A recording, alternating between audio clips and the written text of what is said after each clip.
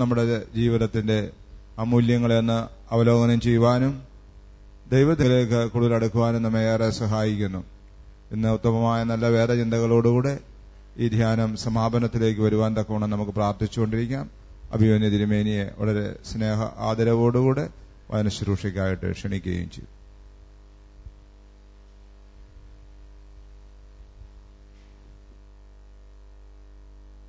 ഒരു നിമിഷം കണ്ണുകളടച്ച് ഹൃദയം കർത്താവിലേക്ക് സമർപ്പിച്ച് പരിശുദ്ധാത്മാവിന്റെ നിറവിന് വേണ്ടി ആഗ്രഹിച്ച് നമുക്ക് പ്രാർത്ഥിക്കാം. യോഹന്നാന്റെ സുവിശേഷം 6-ാം അധ്യായം 65-ാമത്തെ വചനം, എന്റെ പിതാവിനാൽ വരം ലഭിച്ചിട്ടല്ലാതെ ആരും എന്റെ അടുക്കലേക്ക് വരുന്നില്ല എന്ന് കർത്താവ്. നാം ഈ ദേവാലയത്തിൽ ഇപ്പോൾ ആയിരിക്കുന്നത് ദൈവത്തിന്റെ ആത്മാവ് നമ്മെ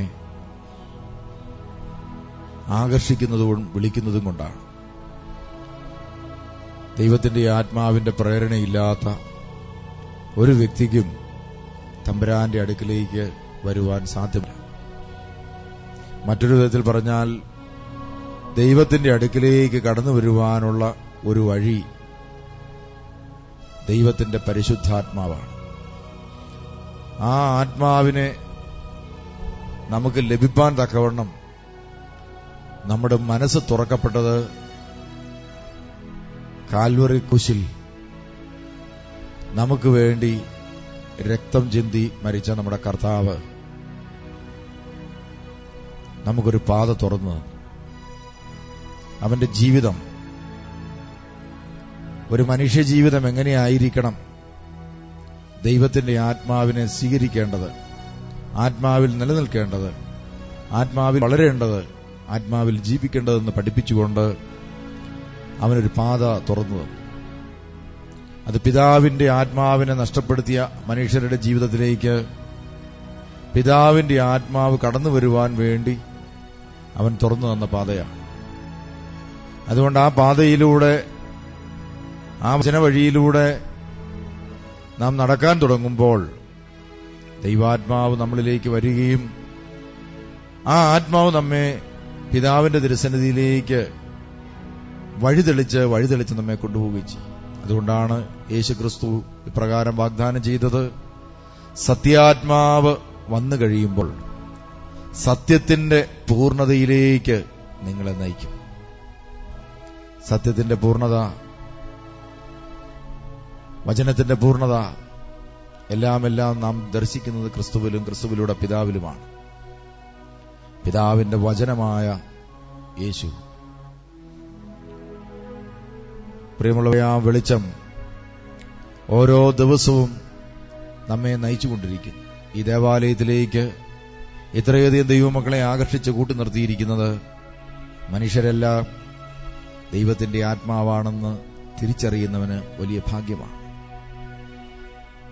ആ ഭാഗ്യം ദൈവമക്കളെ ആകർഷിച്ച് നിങ്ങൾക്ക് ലഭിക്കട്ടെ. എന്നെ നിങ്ങളെയും പരിശുദ്ധാത്മാവ് ചില ദൗത്യങ്ങൾക്ക് വേണ്ടിയാണ് ഇവിടെ ഇപ്പോൾ അപ്പോയിന്റ് ചെയ്തിരിക്കുന്നത്. എന്നെ ഈ ദേവാലയത്തിലേക്ക് സായാഹ്ന ധ്യാനത്തിന് ഓരോ ദിവസവും കൂട്ടിക്കൊണ്ടുവരുന്നതിന്റെ പിന്നിൽ എന്നെക്കുറിച്ചുള്ള ദൈവത്തിന്റെ പദ്ധതി എന്താണെന്ന് ഞാൻ തിരിച്ചറിയുവാനായിട്ട് ഇടയായിത്തീരണം. ആ തിരിച്ചറിവിനായിട്ട് നമുക്ക് പ്രാർത്ഥിക്കാം. ചില ദൗത്യങ്ങൾ ദൈവം നമ്മെ ഏൽപ്പിക്കാൻ ആഗ്രഹിക്കുന്നു. ചില പദ്ധതികൾ നമ്മിലൂടെ നടപ്പാക്കാൻ തമ്പുരാൻ ആഗ്രഹിക്കുന്നുണ്ട്. അതിനായിട്ട് നമുക്ക് ആഗ്രഹിക്കാം. ദൈവമേ, എന്നെ അങ്ങയുടെ സ്നേഹത്തിന്റെ ഒരു ഉപകരണമാക്കി തീർക്കണമേ. അതുകൊണ്ട് നമുക്ക് ഓരോരുത്തർക്കും ദൈവത്തിന്റെ പരിശുദ്ധാത്മാവിന്റെ ഒരു ഉപകരണമായി തീർന്നുകൊണ്ട്, പരിശുദ്ധാത്മാവ് ഭൂമിയിലേക്ക് വന്നത് മനുഷ്യനെ പിതാവിലേക്ക് കൂട്ടിക്കൊണ്ടുപോകാനാണ്. അങ്ങനെയെങ്കിൽ ഒരു വ്യക്തിയെ പരിശുദ്ധാത്മാവ് ആനയിച്ചുകൊണ്ട് ഉപകരണമാക്കാൻ ആഗ്രഹിക്കുമ്പോൾ ആ വ്യക്തിയെ മറ്റുള്ളവരെ ദൈവ അരൂപിയിലേക്ക്, ദൈവത്തിന്റെ അടുക്കിലേക്ക് അടുപ്പിക്കാനുള്ള ഒരു ഉപകരണമാക്കാൻ ആഗ്രഹിക്കുന്നു. നമ്മുടെ ദൗത്യത്തെക്കുറിച്ചുള്ള അവബോധം നമുക്കുണ്ടായിരിക്കട്ടെ. ദൈവമേ, കൂടിയിരിക്കുന്ന എല്ലാ മക്കൾക്കും വേണ്ടി ഇന്ന് പ്രാർത്ഥിക്കും. ഈ സായാഹ്ന ധ്യാനത്തിന്റെ അവസാനത്തെ ദിവസമായി ഇന്ന് എല്ലാ മക്കളെയും പരിശുദ്ധാത്മാവിന്റെ ശക്തമായ നിറവിലും കൃപയിലും ആക്കി തീർക്കണമേ എന്ന് പ്രാർത്ഥിക്കുന്നു. ആയത് ദൈവമാതാവായ പരിശുദ്ധ കന്യകമറിയാം അമ്മയുടെയും സകല വിശുദ്ധന്മാരുടെയും മധ്യസ്ഥ പ്രാർത്ഥനയാൽ തന്നെ ആമേൻ. ത്രിയേക ദൈവനാമത്തിന് മഹത്വമുണ്ടായിരിക്കട്ടെ. ഏറെ ബഹുമാനപ്പെട്ട മണവത്തച്ഛൻ, വിശ്വാസികളുടെ സമൂഹമേ, ഈ സായാഹ്ന ധ്യാനത്തിന്റെ അവസാനത്തെ ദിവസമാണ് ഇന്ന്. ഈ സായാഹ്ന ധ്യാനം മുതൽ ഒരു പ്രത്യേകതയുള്ളത്, നാം ഇവിടെ ഇരുന്ന് ധ്യാനം കൂടുമ്പോൾ ലോകത്തിന്റെ വിവിധ ഭാഗങ്ങളിൽ ഇന്റർനെറ്റിലൂടെ അതേ സമയത്ത് തന്നെ ഇതേ ധ്യാനം കൂടുന്ന അനേകം നമ്മളുടെ ദൈവമക്കൾ ഉണ്ട് എന്നുള്ളതാണ്. ഇന്നലെയും മെനിഞ്ഞാന്നുമൊക്കെ ആയിട്ട് വിദേശ രാജ്യത്ത് കഴിയുന്ന നമ്മുടെ അനേകം മക്കൾ വചനം കേൾക്കാനോ ധ്യാനം കൂടാനോ ആഗ്രഹിച്ചിട്ടും അത് സാധിക്കാതെ പോകുന്നവർ ഈ സമയത്ത് അവരായിരിക്കുന്ന സ്ഥലത്തിരുന്ന് ധ്യാനം കൂടി അവർക്ക് പ്രാർത്ഥിക്കാനും കുടുംബമായി പ്രാർത്ഥിക്കാനും പ്രത്യേക ക്രമീകരണം ഇവിടെ പള്ളി കാര്യത്തിൽ നിന്ന് ചെയ്തിരിക്കുന്നു. ഈ ക്രമീകരണം ചെയ്ത എല്ലാവരെയും ഓർത്ത് നമുക്ക് പ്രാർത്ഥിക്കുകയും അതിനായിട്ട് മുന്നോട്ടിറങ്ങാൻ തക്കവണ്ണം പരിശുദ്ധാത്മാവ് ചില ദൈവമക്കളെയൊക്കെ ഉപകരണമാക്കുന്നുണ്ട്. ആ അറിവും അനുഭവമുള്ള ദൈവമക്കളെ ഉപകരണമാക്കുന്നുണ്ട്. അവരെയൊക്കെ ഓർത്ത് നമുക്ക് പ്രാർത്ഥിക്കാം.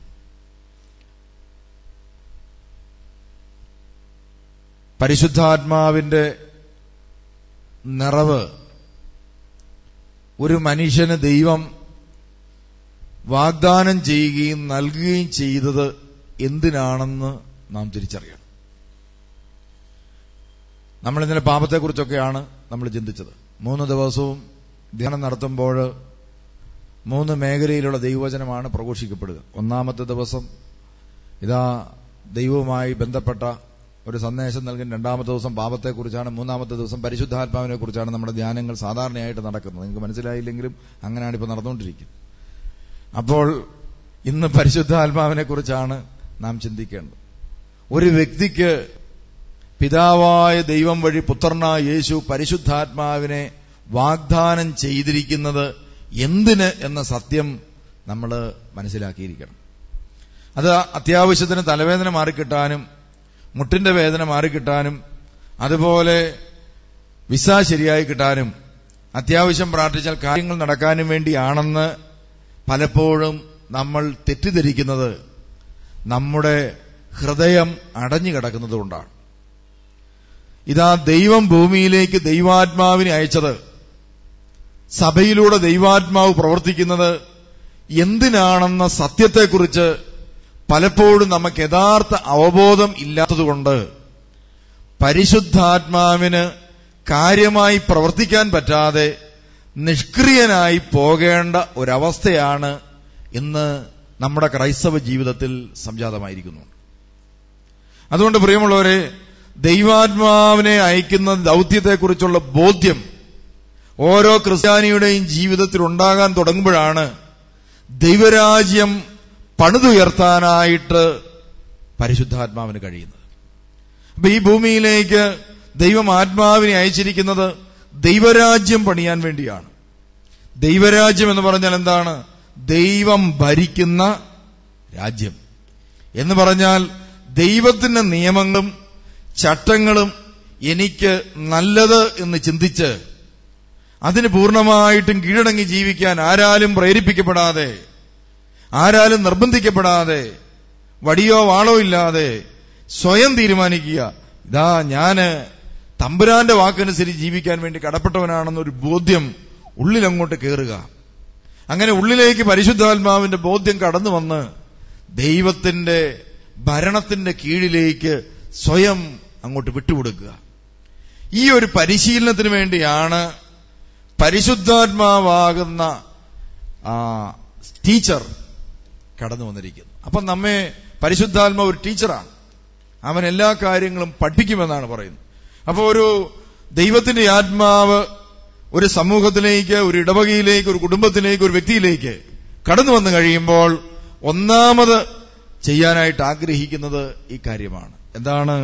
ഇതാ നീ ദൈവരാജ്യത്തിന്റെ ഒരു മകനായി, ഒരു മകളായി സ്വയം ദൈവത്തിന് വേണ്ടി നിന്നു കൊടുക്കണം.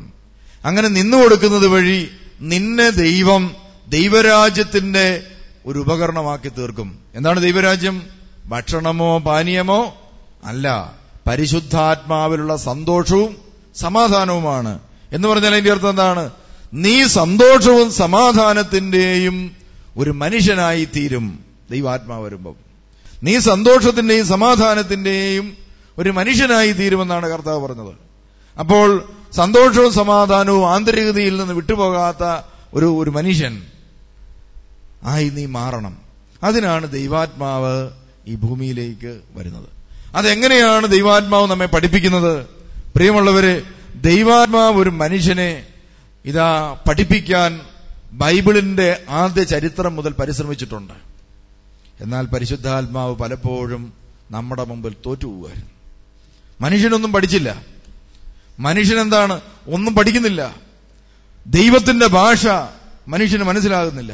നമുക്കറിയാം, ഒരു ക്ലാസ്സിൽ നമ്മൾ കുട്ടികളെ പറഞ്ഞയച്ചു കഴിഞ്ഞാൽ ആ അധ്യാപകൻ പറയുന്ന ഭാഷ മനസ്സിലാകുന്നില്ലെങ്കിൽ എത്ര കഴിവുള്ള കുട്ടികളാണെങ്കിലും ക്രമേണ അവൻ ആ മേഖലയിൽ പരാജയപ്പെട്ട് പുറന്തള്ളപ്പെടും. അതുകൊണ്ട് ദൈവത്തിന്റെ ഭാഷ ഒരു മനുഷ്യൻ തിരിച്ചറിയണം. ആ ഭാഷ തിരിച്ചറിയണമെങ്കിൽ നമുക്കറിയാം, ഒരു ഭാഷ തിരിച്ചറിയണമെങ്കിൽ ആദ്യം വേണ്ടതെന്താണ്? ആ ഭാഷ നമ്മുടെ ഉള്ളിൽ ആദ്യം ഇൻസ്റ്റാൾ ചെയ്യണം. കമ്പ്യൂട്ടറിലൊക്കെ അങ്ങനെയല്ലേ? എന്തെങ്കിലും ഒരു കാര്യം കമ്പ്യൂട്ടറിനെ കൊണ്ട് ചെയ്യിക്കണമെങ്കിൽ ആദ്യം അതെന്ത് ചെയ്യണം? അതിനുള്ളിലേക്ക് ഇൻസ്റ്റാൾ ചെയ്ത് കയറ്റണം. ഇപ്പം മലയാളം അതിനുള്ളിലേക്ക് ഇൻസ്റ്റാൾ ചെയ്ത് കയറ്റിക്കഴിഞ്ഞാൽ മലയാളം അടിക്കുമ്പോൾ കീബോർഡിൽ ഇംഗ്ലീഷ് അടിച്ചാലും മലയാള അക്ഷരങ്ങൾ തെളിഞ്ഞു വരുന്നത് കാണാൻ സാധിക്കും. എന്നാൽ മലയാളം ഫോണ്ട് കമ്പ്യൂട്ടറിനകത്തേക്ക് ഇൻസ്റ്റാൾ ചെയ്തിട്ടില്ലെങ്കിൽ നമ്മൾ മലയാളം അടിക്കാൻ ശ്രമിക്കുമ്പോൾ ഇംഗ്ലീഷും അല്ല മലയാളവും അല്ല വേറെ തലകുത്തിയിരിക്കുന്ന ഭാഷകളൊക്കെ അതിനകത്തേക്ക് തെളിഞ്ഞു വരുന്നത് കാണാൻ സാധിക്കും. ഇതുപോലെ ഉള്ളിൽ ദൈവത്തിന്റെ ആത്മാവിനെ തിരസ്കരിക്കുകയും പുറന്തള്ളുകയും ചെയ്തിട്ടുള്ള മനുഷ്യന്റെ പ്രത്യേകത, ദൈവാത്മാവ് പഠിപ്പിക്കാൻ ശ്രമിക്കുമ്പോൾ അവന് ആ ഭാഷ വൈകൃത ഭാഷയായി തോന്നാൻ തുടങ്ങും. അങ്ങനെ പഴയ നിയമത്തിലുടനീളം നമ്മൾ കാണുന്ന എന്താണ്? ദൈവാത്മാവ് വ്യക്തികളിൽ ഇറങ്ങി പ്രവർത്തിക്കുന്നത് കാണാൻ സാധിക്കും. പ്രവാചകന്മാരിൽ ഇറങ്ങി പ്രവർത്തിക്കുന്നുണ്ട്. ഇസ്രായേൽ ജനത്തെ തെരഞ്ഞെടുത്ത് അവരിലൂടെ പ്രവർത്തിക്കുന്നുണ്ട്. അങ്ങനെ പല മേഖലകളിലും പരിശുദ്ധാത്മാവ് പ്രവർത്തിക്കുന്നത് കാണാൻ സാധിക്കും. പക്ഷേ ഇതാ പരിശുദ്ധാത്മാവ് വെളിപ്പെടുത്താൻ ആഗ്രഹിച്ച ദൈവത്തിന്റെ ഭാഷ തിരിച്ചറിയാൻ കഴിയാതെ പോയവർ ക്രമേണ വീണ്ടും ദൈവത്തെ തിരസ്കരിച്ചു. എന്നാൽ പരിശുദ്ധാത്മാവിന്റെ ചൈതന്യം വഴി മനുഷ്യന് ദൈവം വെളിപ്പെടുത്താൻ ആഗ്രഹിച്ച പല കാര്യങ്ങളും പഠിപ്പിക്കാൻ ഉപയോഗിച്ച പല ടൂൾസ് ഉണ്ട്. അതെന്തൊക്കെയായിരുന്നു? ആരാധന രീതികൾ, ആചാരങ്ങൾ, ബലിയനുഷ്ഠാനം ചെയ്യുന്ന രീതികൾ. ഇതൊക്കെ ദൈവത്തിന്റെ പ്രത്യേകമായ സ്നേഹവും കരുണയും വെളിപ്പെടുത്താൻ വേണ്ടി ദൈവം ഉപകരണമാക്കി തീർത്ത ഓരോ കാര്യങ്ങളായിരുന്നു പഴയ നിയമത്തിൽ. അങ്ങനെ ബലികളുണ്ടായി, ആരാധനകളുണ്ടായി, ആചാരങ്ങളുണ്ടായി, പാരമ്പര്യങ്ങളുണ്ടായി, പലതുമുണ്ടായി. പ്രിയമുള്ളവരെ, സംഗതിയെല്ലാം ഉണ്ടെങ്കിലും ഇതാ ദൈവത്തിന്റെ ആത്മാവ് ഉള്ളിൽ കയറാത്തതുകൊണ്ട് ഇങ്ങനെയുള്ള കാര്യങ്ങളെല്ലാം ക്രമേണ ഒരു ഫ്രെയിമായിട്ട് അവിടെ നിന്നു. ടീച്ചറിന് കാര്യമായി ഒന്നും നമുക്കറിയാം. ഒരു ക്ലാസ് റൂമിൽ ബോർഡുണ്ട്, ചോക്കുണ്ട്, എല്ലാമുണ്ട്, ടീച്ചറുമുണ്ട്, പഠിക്കാൻ കുട്ടികളുമുണ്ട്. പക്ഷേ ടീച്ചറിന്റെ ഭാഷ കുട്ടികൾക്ക് മനസ്സിലാകുന്നില്ലെങ്കിൽ ഒരിക്കലും ബോർഡ് കൊണ്ട് പ്രയോജനമില്ല, ചോക്ക് കൊണ്ട് പ്രയോജനമില്ല, പിന്നെ അധ്യാപികയെ കൊണ്ട് പ്രയോജനമില്ല, കുട്ടികൾ സ്കൂളിൽ പോകുന്നതുകൊണ്ട് പ്രയോജനമില്ല, യൂണിഫോം കൊണ്ട് പ്രയോജനമില്ല, യാതൊന്നും കൊണ്ട് പ്രയോജനമില്ലാത്തവർ. അങ്ങനത്തെ ഒരു അവസ്ഥയാണ് പഴയ നിയമത്തിലുണ്ടായത്. അതുകൊണ്ട് ഇതാ ദൈവത്തിന്റെ ഭാഷ മനുഷ്യന് മനസ്സിലാകേണ്ട രീതിയിൽ മനസ്സിലാക്കാൻ വേണ്ടി ദൈവം മനുഷ്യ ഹൃദയത്തിൽ ദൈവത്തിന്റെ ആഗ്രഹങ്ങളും ഇഷ്ടങ്ങളും എല്ലാം ഒരു ഭാഷയായിട്ട് വെളിപ്പെടുത്തി. ഇപ്പൊ നമുക്കൊരു ഭാഷ മനസ്സിലാകണമെങ്കിൽ ഏത് ഭാഷയെ മനസ്സിലാകത്തുള്ളൂ? ഞാനിപ്പോൾ കൊങ്ങിണി ഭാഷയിലാണ് ഒന്നാമത്തെ ദിവസം സായാഹ്ന ധ്യാനം നടത്തുന്നത്. എന്നാ പറ്റും? ആദ്യത്തെ ധ്യാനത്തിന് നല്ല ആളായിരിക്കും, എന്നിട്ട് പറയും നല്ല പ്രസംഗമായിരുന്നു, എന്നെ ഒന്നും മനസ്സിലായില്ല. ഞാൻ എന്റെ കൂടെ എന്റെ കൂടെ ഉണ്ടായിരുന്ന ഒരു പയ്യനെ ഇംഗ്ലീഷ് ഭാഷയൊക്കെ വികസിക്കട്ടെ എന്ന് വിചാരിച്ച് ഇതാ കേരളത്തിന് വെളിയിൽ ഒരു ക്യാമ്പ് നടക്കുമ്പോൾ, അത് NCC അതുപോലെ ഏതോ ഒരു ക്യാമ്പാണ്. അപ്പൊ കേരളത്തിന്റെ ഇന്ത്യയുടെ വിവിധ സ്ഥലങ്ങളിൽ നിന്ന് ആളുകൾ വരുന്ന ക്യാമ്പാണ്. ആ ക്യാമ്പിലേക്ക് പറഞ്ഞു വിട്ടു. അവൻ ആ ക്യാമ്പിൽ പോയി. അപ്പൊ എന്റെ ആഗ്രഹം അവൻ വിവിധ സ്ഥലങ്ങളിൽ നിന്ന് വരുന്ന ആളുകളെ, ഭാഷകളിൽ നിന്ന് വരുന്ന ആളുകളുമായി സംസാരിച്ച് വിവിധ ഭാഷകളും ഒക്കെ പഠിക്കാനുള്ള ഒരു നല്ല പ്രേരണ അവൻ ഉണ്ടാകട്ടെ എന്ന് വിചാരിച്ചാണ് അവന് വിട്ടത്. അവനവിടെ പോയി. അപ്പോൾ പലപ്പോഴായിട്ട് ഞാൻ പറഞ്ഞിട്ടുണ്ട്, ഇംഗ്ലീഷ് വാക്കുകളൊക്കെ കൂടുതൽ പഠിക്കണം, കാര്യങ്ങളൊക്കെ പഠിക്കണം എന്നൊക്കെ പറഞ്ഞപ്പോൾ പുള്ളി അതൊന്നും കാര്യമായിട്ട് ഗൗരവമായിട്ട് എടുത്തില്ല. പോകാൻ നേരത്താണ് പുള്ളിക്ക് കാര്യം മനസ്സിലാച്ചടാ, ഇംഗ്ലീഷ് ഭാഷ അറിയാൻ മേലാതെ ചെന്നു കഴിഞ്ഞാൽ ഞാൻ അവിടെ ചെന്ന് കുഴയും. അതുകൊണ്ട് പുള്ളി എന്ത് ചെയ്തു, ഒരു ഡിക്ഷണറിയും കൂടെ കൈക്കരുത്. എന്റെ ഡിക്ഷണറി എടുത്തോണ്ടപ്പോ എന്നോട് പറഞ്ഞില്ല. എന്റെ ഡിക്ഷണറിയും കൈപിടിച്ചോണ്ട് പുള്ളി അവിടെ പോയി. അവിടെ എല്ലാവരും സംസാരിക്കാൻ തുടങ്ങി, പുള്ളിക്ക് മാത്രം ഒന്നും മനസ്സിലാകുന്നില്ല. 10 വാക്ക് പറഞ്ഞു കഴിഞ്ഞാൽ പുള്ളി എന്ത് ചെയ്യും, ഡിക്ഷണറി തപ്പുകയാണ്. ഒരെണ്ണം കണ്ടുപിടിക്കുമ്പോഴേക്കും അവർ 100 വാക്ക് പറയും. അങ്ങനെ ഇതാ ക്യാമ്പ് കഴിഞ്ഞു. ക്യാമ്പിൽ പിന്നീട് അന്വേഷിച്ചപ്പോഴാണ് എനിക്ക് മനസ്സിലായി, അവിടുന്ന് ഒരു റിപ്പോർട്ടുണ്ടായി. ഇതാ അച്ഛനയച്ച ആ വിദ്യാർത്ഥി വളരെ ശാന്തനും വളരെ സൗമ്യനുമായിരുന്നു, മിതഭാഷിയായിരുന്നു, കാര്യമായി സംസാരിക്കില്ല, ആരോടും കാര്യമായിട്ട് ഒന്നും പറയുന്നില്ല, നല്ല പെരുമാറ്റം, നല്ല ശാന്തൻ. പ്രശ്നം എന്താണ്? ഈ ശാന്തതയുടെ കാരണം എന്ന് പറയുന്നത് അകത്തെന്തില്ല, അവർ പറയുന്ന ഭാഷ മനസ്സിലാക്കാനും തിരിച്ച് അവരോട് പറയാനുള്ള ഭാഷ കമ്മ്യൂണിക്കേറ്റ് ചെയ്യാനുമുള്ള സാധനം എന്ത് ചെയ്തിട്ടില്ല, അകത്തില്ല. അതുകൊണ്ട് കാര്യമായി ഒന്നും ചെയ്യാനില്ലാതെ നിഷ്ക്രിയമായി അവിടെ ഇരുന്നു. തിരിച്ചു വന്നപ്പോൾ ഞാൻ ചോദിച്ചു, എങ്ങനെ ഉണ്ടായിരുന്നു ക്ലാസുകൾ? ഉടനെ എന്നോട് പറഞ്ഞു, എല്ലാ ക്ലാസ്സും ഗംഭീരമായിരുന്നു. അപ്പൊ ഞാൻ ചോദിച്ചു, അങ്ങനെയാണെങ്കിൽ നീ ആ ക്ലാസ്സൊക്കെ ഒന്ന് പറ. ഇതൊക്കെ പിന്നീടാണ് എനിക്ക് മനസ്സിലാകുന്നത്. ക്ലാസ്സൊക്കെ ഒന്ന് പറയാൻ പറഞ്ഞു. എന്നാണ് അവിടെ പറഞ്ഞു, ഓരോ ക്ലാസ്സിനെയും കണ്ടന്റ് എന്നാണ്. ഉടനെ പറഞ്ഞു, സംഗതി ഗംഭീരമായിരുന്നു, ഒന്നും മനസ്സിലായില്ല, ഒരു കാര്യം മനസ്സിലായില്ല. ഉഗ്രം ക്ലാസ്സുകളാണ് എടുത്തത്. നമ്മുടെയൊക്കെ ആളുകള് സത്യത്തിൽ പള്ളിയിൽ പോകുമ്പോഴും പ്രാർത്ഥിക്കുമ്പോഴുമൊക്കെ എന്തെല്ലാമോ ചെയ്തു കൂട്ടുന്നല്ലാതെ അതിനപ്പുറത്ത് അവർക്ക് കാര്യമായൊന്നും ഗ്രഹിക്കാൻ പറ്റാത്തതിന്റെ കാരണം തമ്പുരാന്റെ ഭാഷ നമ്മുടെ ഉള്ളിൽ കയറാത്തതുകൊണ്ട്. അതുകൊണ്ട് അത് വെളിപ്പെടുത്തുന്ന ഒരു മനുഷ്യന്റെ ഭാഷ മനസ്സിലാകണമെങ്കിൽ വെളിപ്പെടുത്തണം. നമുക്ക് മനസ്സിലാക്കാൻ പറ്റുന്ന ഒരു ഭാഷ മനസ്സിലാക്കി തരാൻ വേണ്ടി നിങ്ങളെ കുറിച്ച് നിങ്ങളെ ഒന്ന് പഠിപ്പിക്കാനായിട്ട് ഞാൻ ആഗ്രഹിക്കുക. അതിന് ഞാൻ മൂടങ്കല്ലേ ചെന്ന് ഒരു ആനയെ കൊണ്ടുവന്ന് ഇവിടെ നിർത്തുക. എന്നിട്ട് ഞാൻ ഈ ആനയെ കൊണ്ട് ഇത് പഠിപ്പിച്ചാൽ ആനയെ തൊട്ട് നോക്കാം, ഇതാണ് മൂക്ക്, നമുക്കിതുപോലൊരു മൂക്കുണ്ട് എന്ന് പറഞ്ഞ് നിങ്ങൾക്ക് മനസ്സിലാവുമോ? ഇല്ല. എന്നാൽ നിങ്ങൾക്ക് മനസ്സിലാകാൻ പറ്റുന്നൊരു ഭാഷയുണ്ട്. അതാരാ? നിങ്ങളാ. കണ്ടോ? നിങ്ങൾക്ക് ഏറ്റവും കൂടുതൽ ഈ ഭൂമിയിൽ പരിചയമുള്ള ഒരു വ്യക്തിയേ ഉള്ളൂ. അതാരാ? നിങ്ങളാ. വേറെ ആരുമില്ല പ്രിയമുള്ളവരെ. എന്നെ മനസ്സിലാക്കുന്ന ഏറ്റവും നല്ലൊരു വ്യക്തി എന്ന് പറയുന്നത് ഞാൻ. കണ്ടോ? തമ്പുരാൻ പോലും എന്നെ മനസ്സിലാക്കുന്നുണ്ടോ നമുക്ക് ചിലപ്പോൾ സംശയം തോന്നാറില്ലേ? ഉണ്ട്. തമ്പുരാൻ പോലും അവനെ ഉപേക്ഷിച്ച് കളഞ്ഞു എന്ന് തോന്നുന്ന അവസരങ്ങൾ നമുക്ക് ഉണ്ടായിട്ടുണ്ട്. കാരണം നല്ല പ്രവൃത്തി ചെയ്യുമ്പോൾ തമ്പുരാൻ നമ്മളെ ഇഷ്ടമാണെന്ന് നമുക്കറിയാം. പക്ഷെ തിന്മ പ്രവൃത്തി ചെയ്യുമ്പം അവൻ നമ്മളോട് ഏത് നിലപാടാണ് എടുക്കുന്നതെന്ന് ഇപ്പോഴും നമുക്ക് മനസ്സിലായിട്ടില്ല. അപ്പോ നമുക്കാകെപ്പാടെ നല്ല പരിചയമുള്ള ഒരു വ്യക്തി എന്ന് പറയുന്നത് നമ്മൾ തന്നെ. നമ്മുടെ കുറവുകള് നമുക്കറിയാം, നമ്മുടെ ബലഹീനതകൾ നമുക്കറിയാം, നമ്മുടെ നന്മകൾ നമുക്കറിയാം, നമ്മുടെ വീഴ്ചകൾ നമുക്കറിയാം, നമ്മുടെ പരാജയങ്ങൾ നമുക്കറിയാം. അങ്ങനെ പലതും നമുക്കറിയാം. നമ്മളെക്കുറിച്ച് നമുക്ക് പല കാര്യങ്ങളും അറിയാം. എന്നാൽ നമ്മുടെ ഈ പല കാര്യങ്ങളും നമ്മൾ മറ്റുള്ളവരെ ഒന്ന് പറഞ്ഞു പഠിപ്പിക്കാനായിട്ട് പലപ്പോഴും നമ്മൾ കമ്മ്യൂണിക്കേറ്റ് ചെയ്യാറുണ്ട്. അങ്ങനെ ഭാര്യ ഭർത്താവിനോട് താൻ ആരാണെന്ന് പറയാൻ പരിശ്രമിക്കുന്നതിന്റെ ഭാഗമായിട്ടാണ് ഈ ഇടി മുഴുവൻ മേടിച്ച് കെട്ടുന്നത്. ഭർത്താവ് താൻ ആരാണെന്ന് വെളിപ്പെടുത്താനുള്ള ശ്രമത്തിന്റെ ഭാഗമായിട്ടാണ് പല ഡൈവോഴ്സുകൾ നടക്കുന്നത്. താൻ ആരാണെന്ന് വെളിപ്പെടുത്താനുള്ള ശ്രമമാണ്. പറഞ്ഞു അവസാനം അടിയായി തീരും. അങ്ങനെ ബന്ധങ്ങൾ തകരുകയാണ് ചെയ്യുന്നത്. കണ്ടോ? അതിന്റെ അർത്ഥം എന്താണ്? ഭാര്യ ആരാണെന്ന കാര്യം ഭർത്താവിന് മനസ്സിലാകണമെങ്കിൽ ഭർത്താവിന്റെ ഉള്ളിൽ ആരെ ഇൻസ്റ്റാൾ ചെയ്യണം? ആരെ ഇൻസ്റ്റാൾ ചെയ്യണം? ഭാര്യയെ ഇൻസ്റ്റാൾ ചെയ്യണം. ഭാര്യ ആരാണെന്ന് ഭർത്താവിന് അറിയണമെങ്കിൽ, ഭർത്താവ് ആരാണെന്ന് ഭാര്യ അറിയണമെങ്കിൽ ഭാര്യയുടെ ഉള്ളിൽ ആരെ ഇൻസ്റ്റാൾ ചെയ്യണം? ഭർത്താവിനെ ഇൻസ്റ്റാൾ ചെയ്യണം. അങ്ങനെ ഏകദേശം മൊത്തം ഇൻസ്റ്റാൾ ചെയ്ത് വരുമ്പോൾ ഇന്റർനെറ്റിന് സ്പീഡ് കുറവായതുകൊണ്ട് എന്നത്തേന് ഇത് സാധിക്കും?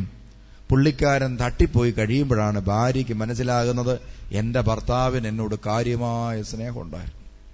എപ്പോഴാണ് മനസ്സിലാകുന്നത്? 40-ാം ദിവസം കഴിഞ്ഞ് പ്രിയമുള്ളവരെ LIC ഏജന്റ് വീട്ടിൽ വരും. വീട്ടിൽ വന്നിട്ട് പറയും, നിങ്ങളുടെ പേരിൽ പുള്ളിക്കാരൻ ഒരു LICയുടെ പോളിസി എടുത്തിട്ടുണ്ടായിരുന്നു. അന്ന് 50 ലക്ഷം രൂപയുടെ പോളിസിയായിരുന്നു. അതുകൊണ്ട് നിങ്ങൾക്കൊരു 50 ലക്ഷം രൂപ കിട്ടാൻ അർഹതയുണ്ട്. അപ്പൊ ഭാര്യ നെഞ്ചത്തിനിട്ട് 4 അലയലയ്ക്കും. എന്നാലും എന്റെ ഭർത്താവ് എന്നെ ഇത്രയും സ്നേഹിച്ചെന്ന് അറിഞ്ഞിട്ടില്ല. പലപ്പോഴും ഒരു പട്ടുസാരി മേടിച്ചു തരണമെന്ന് പറഞ്ഞിട്ടുണ്ട്. അപ്പൊ പുള്ളിക്കാരൻ ഒന്നും മിണ്ടുകയില്ല. കാശില്ല. ഞാൻ പലപ്പോഴും ഓർത്തിട്ടുണ്ട്, 50,000 രൂപ ശമ്പളം കിട്ടുന്നതിനകത്തുനിന്ന് ഈ കാശ് മുഴുവൻ എങ്ങോട്ടാണ് പോകുന്നത്? ആകെപ്പാടെ 10-15,000 രൂപ വീട്ടിൽ ചെലവാകുന്നുള്ളൂ. 40-40,000 രൂപ എങ്ങോട്ടാണ് പോകുന്നതെന്ന് അന്വേഷിച്ച് ജീവിതകാലം മുഴുവൻ നഷ്ടപ്പെടുത്തിയ ഭാര്യ ആയിരിക്കാം. മനസ്സിലാകുന്നപ്പോഴാണ് ഭർത്താവിന് മനസ്സിലായപ്പോഴാ മരിച്ചു കഴിഞ്ഞ് 40-ാം ദിവസം ധൂപം വെച്ച് പോയി കഴിഞ്ഞപ്പോൾ ആണ് കാര്യം മനസ്സിലായത്. അതോടുകൂടി ഭർത്താവിനോടുള്ള സ്നേഹം മൂത്തു. കബറിങ്ക പോയതെന്ന് പ്രാർത്ഥിച്ചു. ദാമ്പത്യ ജീവിതത്തിൽ വല്ല പ്രയോജനമുണ്ടോ? വലിയ കാര്യമൊന്നുമില്ല. അതുപോലെ തിരിച്ചും ഇതാ ഭാര്യയുടെ വിലയറിയാത്ത ഭർത്താവ്. കാരണം എന്താണ്? ഭാര്യ ഉണ്ടാക്കി തരുന്നുണ്ട്, ചോറ് വിളമ്പി തരുന്നുണ്ട്, ചോറ് വെക്കുന്നുണ്ട്. എല്ലാത്തിന്റെയും വില മനസ്സിലാകുന്ന എപ്പോഴാ? ആ ഭാര്യ ഇല്ലാതെ വരണം. ചില കുടുംബജീവിതക്കാരൊക്കെ കുടുംബം തകർന്ന് വരുമ്പോൾ ഭർത്താവിന്റെ ഏറ്റവും വലിയ ആവശ്യം പോയ ഭാര്യ എന്റെ കാൽ കീഴിൽ വന്നോണം. അത് പറഞ്ഞാണ് വരുന്നത്. അപ്പൊ ഞാൻ ഭാര്യ വീട്ടുകാരോട് പ്രത്യേകം പറയും, 6 മാസത്തേന് അവളെ അങ്ങോട്ട് വിടുകയേ വേണ്ട. ഈ 6 മാസം തന്നെത്താൻ തുണിയും തേച്ച്, തന്നെ ഭക്ഷണം ഉണ്ടാക്കി കഴിച്ച്, കാപ്പി കുടിച്ച് ചവിടിയോട്ട് എറിഞ്ഞു പോകുന്ന സാധനം കഴുകിയൊക്കെ വെച്ച് ഒരുമാതിരി പരുവത്തിനായി കഴിയുമ്പോൾ ഭാര്യയുടെ വില ഭർത്താവിന് മനസ്സിലാകും. അതോടുകൂടി നമ്മൾ ഈ ഭാര്യ എടുത്ത് അങ്ങോട്ട് കൊടുത്താൽ പൊന്നുപോലെ കൊണ്ടുപോകും. അങ്ങനെ കൊണ്ടുപോയിട്ടുള്ള പാർട്ടികൾ ഈ മണർകാട് പരിസരത്ത് ഒരുപക്ഷെ ഇതിനകത്ത് കാണും, താമസിക്കുന്നുണ്ട്. ഭാര്യയുടെ വിലയറിഞ്ഞ് ഭാര്യയെ കൂടെ കൊണ്ടുപോയ ഭർത്താക്കന്മാർ ഇതിനകത്തുണ്ട്. ഇവിടെ ഇരുന്ന് ധ്യാനം കേൾക്കുന്നുണ്ടാകാം. അങ്ങനെ പൊന്നുപോലെ പോയ ഭാര്യമാര് ചിലപ്പോൾ ഇതിനകത്ത് ഇരിപ്പുണ്ടായിരിക്കാം. അങ്ങനെയൊക്കെ ആയിട്ടുണ്ട് ഇവിടെ. അപ്പൊ പ്രിയമുള്ളവരെ, നമ്മൾ ഓർക്കുക, ഇതാ ഒരു വ്യക്തിയെ മറ്റൊരു വ്യക്തിക്ക് മനസ്സിലാകണമെങ്കിൽ ആ വ്യക്തി നമ്മുടെ ഉള്ളിൽ കയറി പറ്റണം, ഇൻസ്റ്റാൾ ചെയ്യപ്പെടണം. അപ്പൊ പിതാവായ ദൈവം നോക്കിയിട്ട് പിതാവിന് പോലും ഒരു മനുഷ്യന്റെ ഉള്ളിൽ കയറി പറ്റാൻ പറ്റുന്നില്ല. കാരണം മനുഷ്യന്റെയൊക്കെ ഉള്ളിൽ കിടക്കുന്ന തമ്പുരാനെ കുറിച്ചുള്ള ചിത്രം വളരെ വികൃതമാണ്. ശിക്ഷിക്കുന്ന ദൈവം, പീഡിപ്പിക്കുന്ന ദൈവം, നരകത്തിൽ തള്ളിയിടുന്ന ദൈവം, ഇങ്ങനത്തെ ദൈവങ്ങളെക്കുറിച്ചുള്ള ചിത്രങ്ങളാണ്. അതുപോലെ കൊമ്പും കുളമ്പും ഉള്ള ദൈവം, കണ്ണു പിടിച്ച് കാണിക്കുന്ന ദൈവം, നാക്ക് നീട്ടി അങ്ങനെയൊക്കെ ഒത്തിരി കൺസെപ്റ്റുകൾ കിടക്കാൻ, ശപിക്കുന്ന ദൈവം, അതുപോലെ ആക്സിഡന്റിൽപ്പെട്ട് മരിപ്പിക്കുന്ന ദൈവം, മക്കളെ തരികയില്ലാത്ത ദൈവം, ശിക്ഷിക്കുന്ന ദൈവം, ഇങ്ങനത്തെ എന്തെല്ലാം കൺസെപ്റ്റാണ് നമ്മുടെ തലയ്ക്കകത്ത് കിടക്കുന്നത് ദൈവത്തെക്കുറിച്ച്. അപ്പോഴാണ് അപ്പനൊരു തീരുമാനമെടുത്തത്. ഇതാ ഞാൻ എന്റെ മകനായ യേശുക്രിസ്തുവിനെ ഭൂമിയിലേക്ക്, വചനത്തെ മാംസം ധരിപ്പിക്കുന്നു, എന്റെ വാക്കുകളെല്ലാം കൂടെ മാംസം ധരിപ്പിച്ച് ഒരു മനുഷ്യനാക്കി നിന്റെ മുമ്പിൽ നിർത്താൻ പോവുകയാണ്. എന്തിനാണ്? ഇതാ നീ മനസ്സിലാക്കണം നീ ആരാണ്. നീ ആരാകേണ്ടവനായിരുന്നു. നീ ഇപ്പം മനസ്സിലാക്കുന്ന നീയല്ല. നിന്നെ ഞാൻ സൃഷ്ടിച്ചത് ഇങ്ങനാ. കണ്ടോ, നിന്നെ ഞാൻ സൃഷ്ടിച്ചത് ഇങ്ങനാ. അതുകൊണ്ട് പ്രിയമുള്ളവര്, ഇപ്പോ നമ്മള് ഇതാ ഒരു കുഞ്ഞിന് ജന്മം നൽകി, ഒരു അമ്മ ഒരു കുഞ്ഞിന് ജന്മം നൽകി, ആൺകുട്ടിയായിരുന്നു. അവൻ വിദേശ രാജ്യത്ത് പോയിട്ട് തിരിച്ചു വന്നു. തിരിച്ചു പോയിട്ട് വന്നു കഴിഞ്ഞപ്പോൾ അവൻ മീശയൊക്കെ വടിച്ച് ചുരിദാറുമൊക്കെ ഇട്ട് പെണ്ണിന്റെ വേഷം കെട്ടിയാണ് വന്നെന്ന് വിചാരിച്ചു. എന്നാലും നാട്ടുകാരെല്ലാം ഒരുപക്ഷെ പോരുന്ന വഴിക്ക് ചിന്തിക്കും അവൻ പെണ്ണാന്ന്. പക്ഷേ പ്രസവിച്ചിട്ട അമ്മയ്ക്ക് മാത്രം തിരിച്ചറിയാൻ പറ്റും ഇവനാരാ. ഇവൻ വേഷം കെട്ടിയതാണ്, ഇവനൊരു ആൺകുട്ടിയാണ്. കണ്ടോ, തിരിച്ചറിയാൻ പറ്റും. അങ്ങനെയാണെങ്കിൽ നമ്മൾ പോലും, നമ്മുടെ മുമ്പിൽ പോലും നമ്മൾ വേഷം കെട്ടിയിരിക്കുകയാണ്. ചിലർ പറയും ഞാൻ ഭാവിയാ, എനിക്കൊരു കഴിവുമില്ല, ക്രിസ്തീയ ജീവിതം നയിക്കാൻ എന്നെ കൊണ്ട് സാധിക്കുകയില്ല, ഒന്നും എന്നെ കൊണ്ട് സാധിക്കുകയില്ല. ഞാനിങ്ങനെ ഇച്ചിരി കള്ളുമൊക്കെ അടിച്ച് 2 ബീഡിയൊക്കെ വലിച്ച്, പിന്നെ വൈകുന്നേരം ആകുമ്പോൾ ആ മരത്തിന്റെ ചുവട്ടിൽ കല്ലിലൊക്കെ വന്നിരുന്ന്, പിന്നെ 2 കുറ്റം അച്ഛന്മാരുടെയൊക്കെ 2 കുറ്റമൊക്കെ പറഞ്ഞ് ഇങ്ങനെയൊക്കെ ജീവിക്കാനാ എന്നെ വിളിച്ചിരിക്കുന്നത്. ഇത് നീ വിശ്വസിക്കാതിരിക്കും. നീ ഇത് ഈ രീതിയിലുള്ളൊരു ജീവിതമാണ് നിനക്ക് ലഭിച്ചിരിക്കുന്നതെന്ന് നീ സമൂഹത്തിന് വെളിപ്പെടുത്തിയാൽ സമൂഹം വിശ്വസിക്കുമായിരിക്കും. പക്ഷേ നിന്നെ സൃഷ്ടിച്ച് ജീവൻ നൽകി ഈ ഭൂമിയിലേക്ക് അയച്ച തമ്പുരാൻ നീ ഇതൊന്നും പറഞ്ഞാൽ വിശ്വസിക്കുകയില്ല. കാരണം നിന്നെ സൃഷ്ടിച്ചത് നിന്റെ ദൈവമാണ്. അവനറിയാം എങ്ങനെയാണ് നിന്നെ സൃഷ്ടിച്ചതെന്ന്. എങ്ങനെയാണ് നിന്നെ സൃഷ്ടിച്ചതെന്ന് വെളിപ്പെടുത്താൻ വേണ്ടിയാണ് ക്രിസ്തു ഈ ഭൂമിയിലേക്ക് വന്ന് സ്വന്തം ജീവിതം ഒരു കണ്ണാടി പോലെ വെളിപ്പെടുത്തി കാണിച്ചു. ഇതുപോലെ നീ ഇരിക്കുന്നത്. നിനക്ക് കുറവുകൾ വന്നിട്ടുണ്ട്, നിനക്ക് പോരായ്മകൾ വന്നിട്ടുണ്ട്, നിനക്ക് വീഴ്ചകൾ വന്നിട്ടുണ്ട്, നിനക്ക് പലതും സംഭവിച്ചിട്ടുണ്ടാകാം. പക്ഷേ നിന്നെ ഞാൻ സൃഷ്ടിച്ചത് ഇങ്ങനെയാണ്.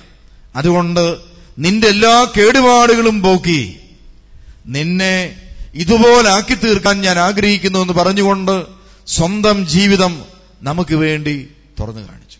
ഉടനെ നമ്മൾ പറഞ്ഞു, നിന്നെക്കൊണ്ട് ഇത് പറ്റും, ഞങ്ങളെ കൊണ്ടിത് സാധിക്കുകയില്ല. നിന്നെ കൊണ്ട് ഇതാവും, ഞങ്ങളെ കൊണ്ട് ഇത് സാധിക്കുക. അപ്പൊ തമ്പുരാൻ എന്താ ചെയ്തത്? എന്നെ കൊണ്ട് ഇത് സാധിക്കുമെന്ന് നിനക്ക് ബോധ്യമുണ്ടെങ്കിൽ അത് ബോധ്യപ്പെടുത്തി തന്നു. രോഗശാന്തിയിലൂടെ, അത്ഭുതങ്ങളിലൂടെ, അടയാളങ്ങളിലൂടെ, വിശുദ്ധ ജീവിതത്തിലൂടെ, കാൽവറി ക്രൂസിലെ പീഡാസഹനത്തിലൂടെ, കുരിശുമരണത്തിലൂടെയൊക്കെ ഇത് വെളിപ്പെടുത്തി തന്ന ക്രിസ്തു തന്നെ മുറിച്ച് നമുക്ക് തന്നിട്ട് പറഞ്ഞു, ഇപ്പം നീ ഇതുപോലായി. കണ്ടോ, അവന്റെ ശരീരരക്തങ്ങളൊക്കെ മുറിച്ച് നമുക്ക് നൽകി, അവന്റെ ആത്മാവിനെ നമുക്ക് വാഗ്ദാനം ചെയ്തിട്ട് അവന്റെ മനസ്സാകുന്ന സുവിശേഷം നമുക്ക് വെളിപ്പെടുത്തി തന്നിട്ട് പറയാണ്, ഇതാ ഞാൻ, നീ ഇതെല്ലാം അങ്ങ് എടുക്കുക, സ്വീകരിക്കുക. സുവിശേഷം നീ അങ്ങ് സ്വീകരിക്കുക, നീ സുവിശേഷം അങ്ങ് പാലിക്കുക, വേറൊന്നും ചെയ്യണ്ട. പിന്നെ നീ എന്ത് ചെയ്യുക? എന്റെ ആത്മാവിന് വേണ്ടി നീ ദാഹിക്കുക, ചോദിക്കുക, അത് സ്വീകരിക്കാൻ സജ്ജമായൊരു മനസ്സുണ്ടാകുക നിനക്ക്. പിന്നെ എന്റെ ശരീര രക്തങ്ങൾ നീ അനുഭവിച്ചുകൊണ്ടിരിക്കുക. നീ ക്രമേണ ആരെ പോലെയാകും?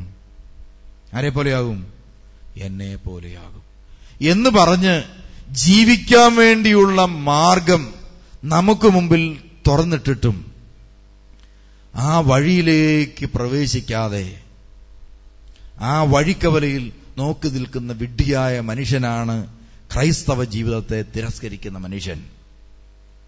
അതുകൊണ്ട് ലോകത്തിലെ ഏറ്റവും വലിയ വിഡ്ഢി എന്ന് പറയുന്നത് ക്രിസ്തുവിന്റെ വചനത്തെ തിരസ്കരിക്കുന്ന മനുഷ്യനാണ്. ലോകത്തിലെ ഏറ്റവും മണ്ടനവനാണ്. അതുകൊണ്ട് പ്രിയമുള്ളവരെ, നമ്മൾ തിരിച്ചറിയണം, നമ്മളെ ഓരോരുത്തരെ, എന്നെയും നിങ്ങളെയും ദൈവം വിളിച്ചിരിക്കുന്നത് യേശുവിന്റെ വഴിയിലൂടെ നടക്കാൻ വേണ്ടിയാണ്. 1 യോഹന്നാൻ 2:6 അവനിൽ വസിക്കുന്നുവെന്ന് പറയുന്നവൻ അവൻ നടന്ന അതേ വഴിയിലൂടെ നടക്കണം. അപ്പോൾ നമുക്ക് പരിശുദ്ധാത്മാവുടെ ഒരു മാർഗം ദൈവം തുറന്നു തന്നിരിക്കുകയാണ്, യേശു ക്രിസ്തു എന്ന മാർഗം.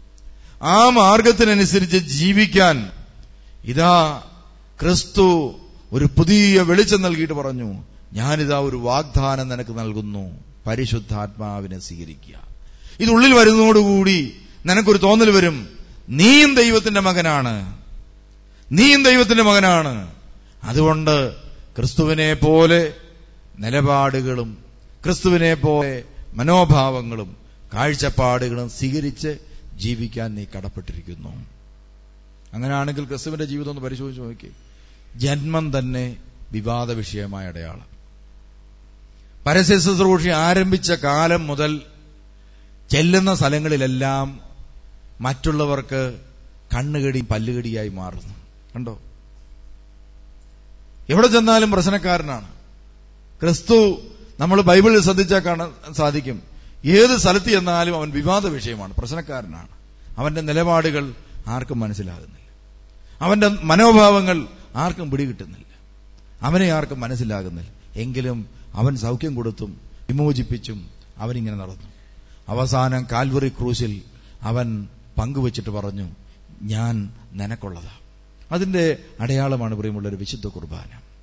അതുകൊണ്ട് ഈ ബലിപീഠം കാണുമ്പോൾ നാം ഓർക്കേണ്ട ഒരു കാര്യമുണ്ട്, എനിക്ക് വേണ്ടി മരിച്ച് ഉയർത്തെന്റെ ദൈവം, അവൻ എനിക്ക് വേണ്ടി തന്നെ തന്നിരിക്കുകയാണ്. അതുകൊണ്ട് ഞാനും അവനെപ്പോലെ ആകാൻ വിളിക്കപ്പെട്ടിരിക്കുക. ഞാൻ ഓർക്കുകയാണ്, ഇന്നലെ ഞാനൊരു കൊച്ചിനെ കുറിച്ച് ഇവിടെ പരാമർശിച്ചിരുന്നു. അപ്പൊ ഇന്ന് യാദൃച്ഛിക അവരുടെ കുടുംബത്തിൽ നിന്ന് ഒരാൾ എന്നെ കാണാമെന്ന്. അപ്പോ ഞാൻ ചോദിച്ചു, അവളിപ്പോ എന്ത് ചെയ്യുന്നു എന്ന് പറഞ്ഞ് ഇന്നടത്ത് ജോലി ചെയ്യാം. ഞാൻ ചോദിച്ചു, വിദേശ രാജ്യത്തെങ്ങാനും പോകാൻ അവൾക്ക് താല്പര്യമുണ്ടോ? അപ്പോ എന്നോട് പറഞ്ഞു, അവൾക്ക് ഒറ്റ താല്പര്യമേ നിത്യജീവൻ കിട്ടണമെന്നുള്ളത്, ബാക്കി ദൈവം എവിടെ വിട്ടാലും പോവുകയോ പോകാതിരിക്കുവോ. ഞാൻ അത്ഭുതപ്പെട്ടു പോയി. ഇന്നത്തെ കാലത്തൊക്കെ ചില പിള്ളേർക്കൊക്കെ ഉള്ള ഉൾക്കാഴ്ച. പരിശുദ്ധാത്മാവ് വരാതെ എങ്ങനെ സാധിക്കും? ഇതൊക്കെ പറയുകയാണ്, എനിക്ക് നിത്യജീവന് പോകണമെന്ന് മാത്രം നിർബന്ധമാണ്. പക്ഷേ ഞാൻ ആഫ്രിക്കയിലോ അമേരിക്കയിലോ ജർമ്മനിയിലോ അവിടെ ഒന്നും പോകണമെന്ന് നിർബന്ധമൊന്നുമില്ല. തമ്പുരാൻ അയച്ചാൽ മാത്രം ഇഷ്ടമുണ്ടെ പോയാൽ മതി, എല്ലാം ഇവിടെ ഇരുന്നോളാം. ആർക്ക് സാധിക്കും ഈ കാലഘട്ടത്തിൽ ഇങ്ങനെ ചിന്തിക്കാൻ? ദൈവാത്മാവുള്ളവർക്കല്ലാതെ. അപ്പോ പരിശുദ്ധാത്മാവ് ഒരു വ്യക്തിയുടെ ഉള്ളിൽ കുടികൊണ്ടു കഴിയുമ്പോൾ അയാളുടെ നിലപാട് വലിയ വ്യത്യാസം വരും. യേശു തന്റെ നിലപാടുകളിലെല്ലാം വ്യത്യസ്തനായിരുന്നു പ്രിയമുള്ളവർ. പലയിടത്തും അവൻ കല്ലുകടിയായി തീർന്നു. ചിലരവനെക്കുറിച്ച് പറഞ്ഞു, സീസറിന് നികുതി കൊടുക്കുന്നത് കൊള്ളുകയിലെന്ന് പറഞ്ഞു. അങ്ങനെ പറഞ്ഞോ കർത്താവ്? ഇല്ലാവചനം അവനെക്കുറിച്ച് പറഞ്ഞു. പക്ഷെ അവൻ മൈൻഡ് ചെയ്തില്ല, അവനങ്ങ് പോയി. കുറച്ചു ദിവസം കഴിഞ്ഞപ്പോൾ അവനെക്കുറിച്ച് ആളുകൾ പറഞ്ഞു തുടങ്ങി, പള്ളി പൊളിച്ചു കളയുമെന്ന് തന്നെ തട്ടിക്കളഞ്ഞവൻ. അതോടുകൂടി കുറെ പേര് അവനെതിരായി. ചിലയിടത്ത് അവൻ പറഞ്ഞു, ഇത് അവൻ ദൈവമെന്നാ പറയുന്നത്. അതോടുകൂടി കുറെ ആളുകളും എതിരായി. അതുകൊണ്ട് കർത്താവ് പരിപാടി നിർത്തിയോ? നിർത്തിയില്ല. അവനവന്റെ നിലപാടുകളുമായി മുന്നോട്ട്. 2000 വർഷം പിന്നിട്ടപ്പോൾ ലോക ചരിത്രത്തിലേക്ക് നോക്കിയാൽ അനേകായിരം പേർ അവനെ തിരിച്ചറിഞ്ഞു, അവന്റെ വാക്കുകളെ തിരിച്ചറിഞ്ഞു. അങ്ങനെ അവരിലേക്ക് ആയിത്തീർന്ന എത്രയോ പിതാക്കന്മാരുടെ ചരിത്രമാണ് സഭയിലുള്ളത്. അതുകൊണ്ട് പ്രിയമുള്ളവരെ, ദൈവാത്മാവ് തുറക്കപ്പെടാൻ വേണ്ടിയിട്ട് നമുക്ക് കിട്ടിയ ഒരു വലിയ വാതിലാണ് യേശുക്രിസ്തു. കണ്ടോ? ആ യേശുക്രിസ്തുവിലുള്ള ദൈവാത്മാവ് നമ്മളിലേക്ക് വരാൻ തക്കവണ്ണം നമ്മുടെ മുമ്പിൽ ഇങ്ങനെ കാത്തിരിക്കുകയാണ്. എങ്ങനെയൊക്കെ? ഒന്ന് കൂദാശകളിലൂടെ. ഞാൻ നേരത്തെ ഓർപ്പിച്ചു, കൂദാശകളിലൂടെ. ഓരോ കൂദാശയിലൂടെയും ദൈവാത്മാവ് നമ്മളിലേക്ക് വരാൻ വേണ്ടി വെമ്പൽ കൊള്ളുകയാണ്. കുംഭസാരം എന്ന കൂദാശ സ്വീകരിക്കുമ്പോൾ പരിശുദ്ധാത്മാവ് കുംഭസാരം എന്ന കൂദാശയിലൂടെ മനുഷ്യനിലേക്ക് ഒഴുകി വരുന്നു. അതുപോലെ ഓരോ കൂദാശകളിലൂടെയും, അതുപോലെ ഓരോ ആരാധനകളിലൂടെയും ദൈവാത്മാവ് നമ്മളിലേക്ക് വരാൻ ഇങ്ങനെ കാത്തു ഇരിക്കുകയാണ്. അപ്പൊ ഇന്ന് നമ്മൾ ചിന്തിക്കാൻ പോകുന്നത്, ഇത്രയും നേരം ചിന്തിക്കുകയല്ലായിരുന്നു, നമ്മുടെ ബേസ് പറയുക, 3 പ്രധാനപ്പെട്ട രീതിയിലാണ് മനുഷ്യന്റെ ജീവിതത്തിലേക്ക് ദൈവാത്മാവ് കടന്നു വരുന്നത്. പല രീതിയിലുണ്ട്. ഞാൻ എടുത്തു പറയാൻ ആഗ്രഹിക്കുന്ന 3 തലങ്ങളുണ്ട്. ഒന്ന്, അപ്പോസ്തല പ്രവൃത്തികൾ 10-ാം അധ്യായം 44-ാമത്തെ വചനം. ദൈവാത്മാവ് ഒരു മനുഷ്യന്റെ ജീവിതത്തെ മാറ്റിമറിക്കാൻ വേണ്ടി അവന്റെ ജീവിതത്തിലേക്ക് കടന്നു വരാൻ ആഗ്രഹിക്കുന്ന വഴി. ഇത് വലിയ വാഗ്ദാനമാണ്. നമ്മളെ തമ്പുരാനിലേക്ക് എത്തിക്കും. അപ്പന്റെ ആത്മാവിനെ നമ്മുടെ ഉള്ളിൽ നിവേശിപ്പിക്കും. അതോടുകൂടി അപ്പന്റെ വാഴ നമുക്ക് മനസ്സിലാകും. അപ്പന്റെ നമ്മളെക്കുറിച്ചുള്ള ഹിതം മനസ്സിലാകും. അതിലെ ജീവിക്കാനുള്ള ആഗ്രഹം ഉണ്ടാവും. ഇങ്ങനെ 100,000 കാര്യങ്ങളാണ് നമ്മുടെ വിരൽത്തുമ്പിൽ എത്തിയിരിക്കുന്നത്. പക്ഷേ തമ്പുരാന്റെ ആത്മാവ് ഉള്ളിൽ വന്ന് അത് വളരണമെങ്കിൽ, അത് ശക്തിപ്പെടണമെങ്കിൽ, അത് നമ്മെ നയിക്കാനും നിയന്ത്രിക്കാനും തുടങ്ങണമെങ്കിൽ പ്രധാനപ്പെട്ട ഒരു വഴി അപ്പോസ്തല പ്രവൃത്തികൾ 10:44 വായിക്കാം. പത്രോസ് ഇത് പറഞ്ഞുകൊണ്ടിരിക്കുമ്പോൾ തന്നെ കേട്ടുകൊണ്ടിരുന്ന എല്ലാവരുടെയും മേൽ പരിശുദ്ധാത്മാവ് വന്നു. പത്രോസ് ഇത് പറഞ്ഞുകൊണ്ടിരിക്കെ കേട്ടുകൊണ്ടിരുന്ന എല്ലാവരുടെ മേലും പരിശുദ്ധാത്മാവ് വർഷിക്കപ്പെട്ടു. പിന്നെ വിജാതിയരുടെ മേൽ പോലും പരിശുദ്ധാത്മാവിന്റെ ദാനം വിജാതിയരുടെ മേൽ പോലും പരിശുദ്ധാത്മാവിന്റെ ദാനം വർഷിക്കപ്പെട്ടു. പ്രിയമുള്ളവരെ, അപ്പോൾ എപ്പോഴാണ് പരിശുദ്ധാത്മാവ് ഒരു വ്യക്തിയിലേക്ക് കടന്നു ഒരു മാർഗം എന്താണ്? പത്രോസ് ഇത് പറഞ്ഞുകൊണ്ടിരിക്കെ. ഏത് പറഞ്ഞുകൊണ്ടിരിക്കെ? തിരുവചനങ്ങൾ പ്രഘോഷിച്ചുകൊണ്ടിരിക്കെ.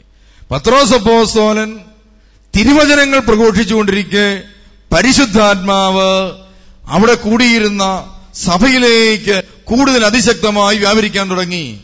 എന്ന് മാത്രമല്ല, വിജാതീയരായിരുന്ന ആളുകളിലേക്കും കൂടി ദൈവാത്മാവിന്റെ ശക്തി പ്രവഹിക്കാൻ തുടങ്ങി.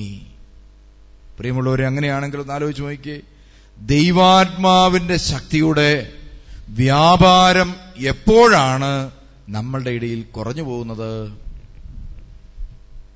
എപ്പോഴാണ് കുറയുന്നത്? എപ്പോഴാണ് പറയുന്നത്? പത്രോസ് ഇത് പറയാതിരിക്കുമ്പോൾ കേട്ടുകൊണ്ടിരിക്കുന്ന ആരുടെ മേലും എന്ത് ചെയ്യല? കാരണം പത്രോസൊന്നും പറയുന്നില്ല. കേൾക്കുന്നവരുടെ മേൽ എന്ത് വരികയില്ല? പരിശുദ്ധാത്മാവ് വരികയില്ല.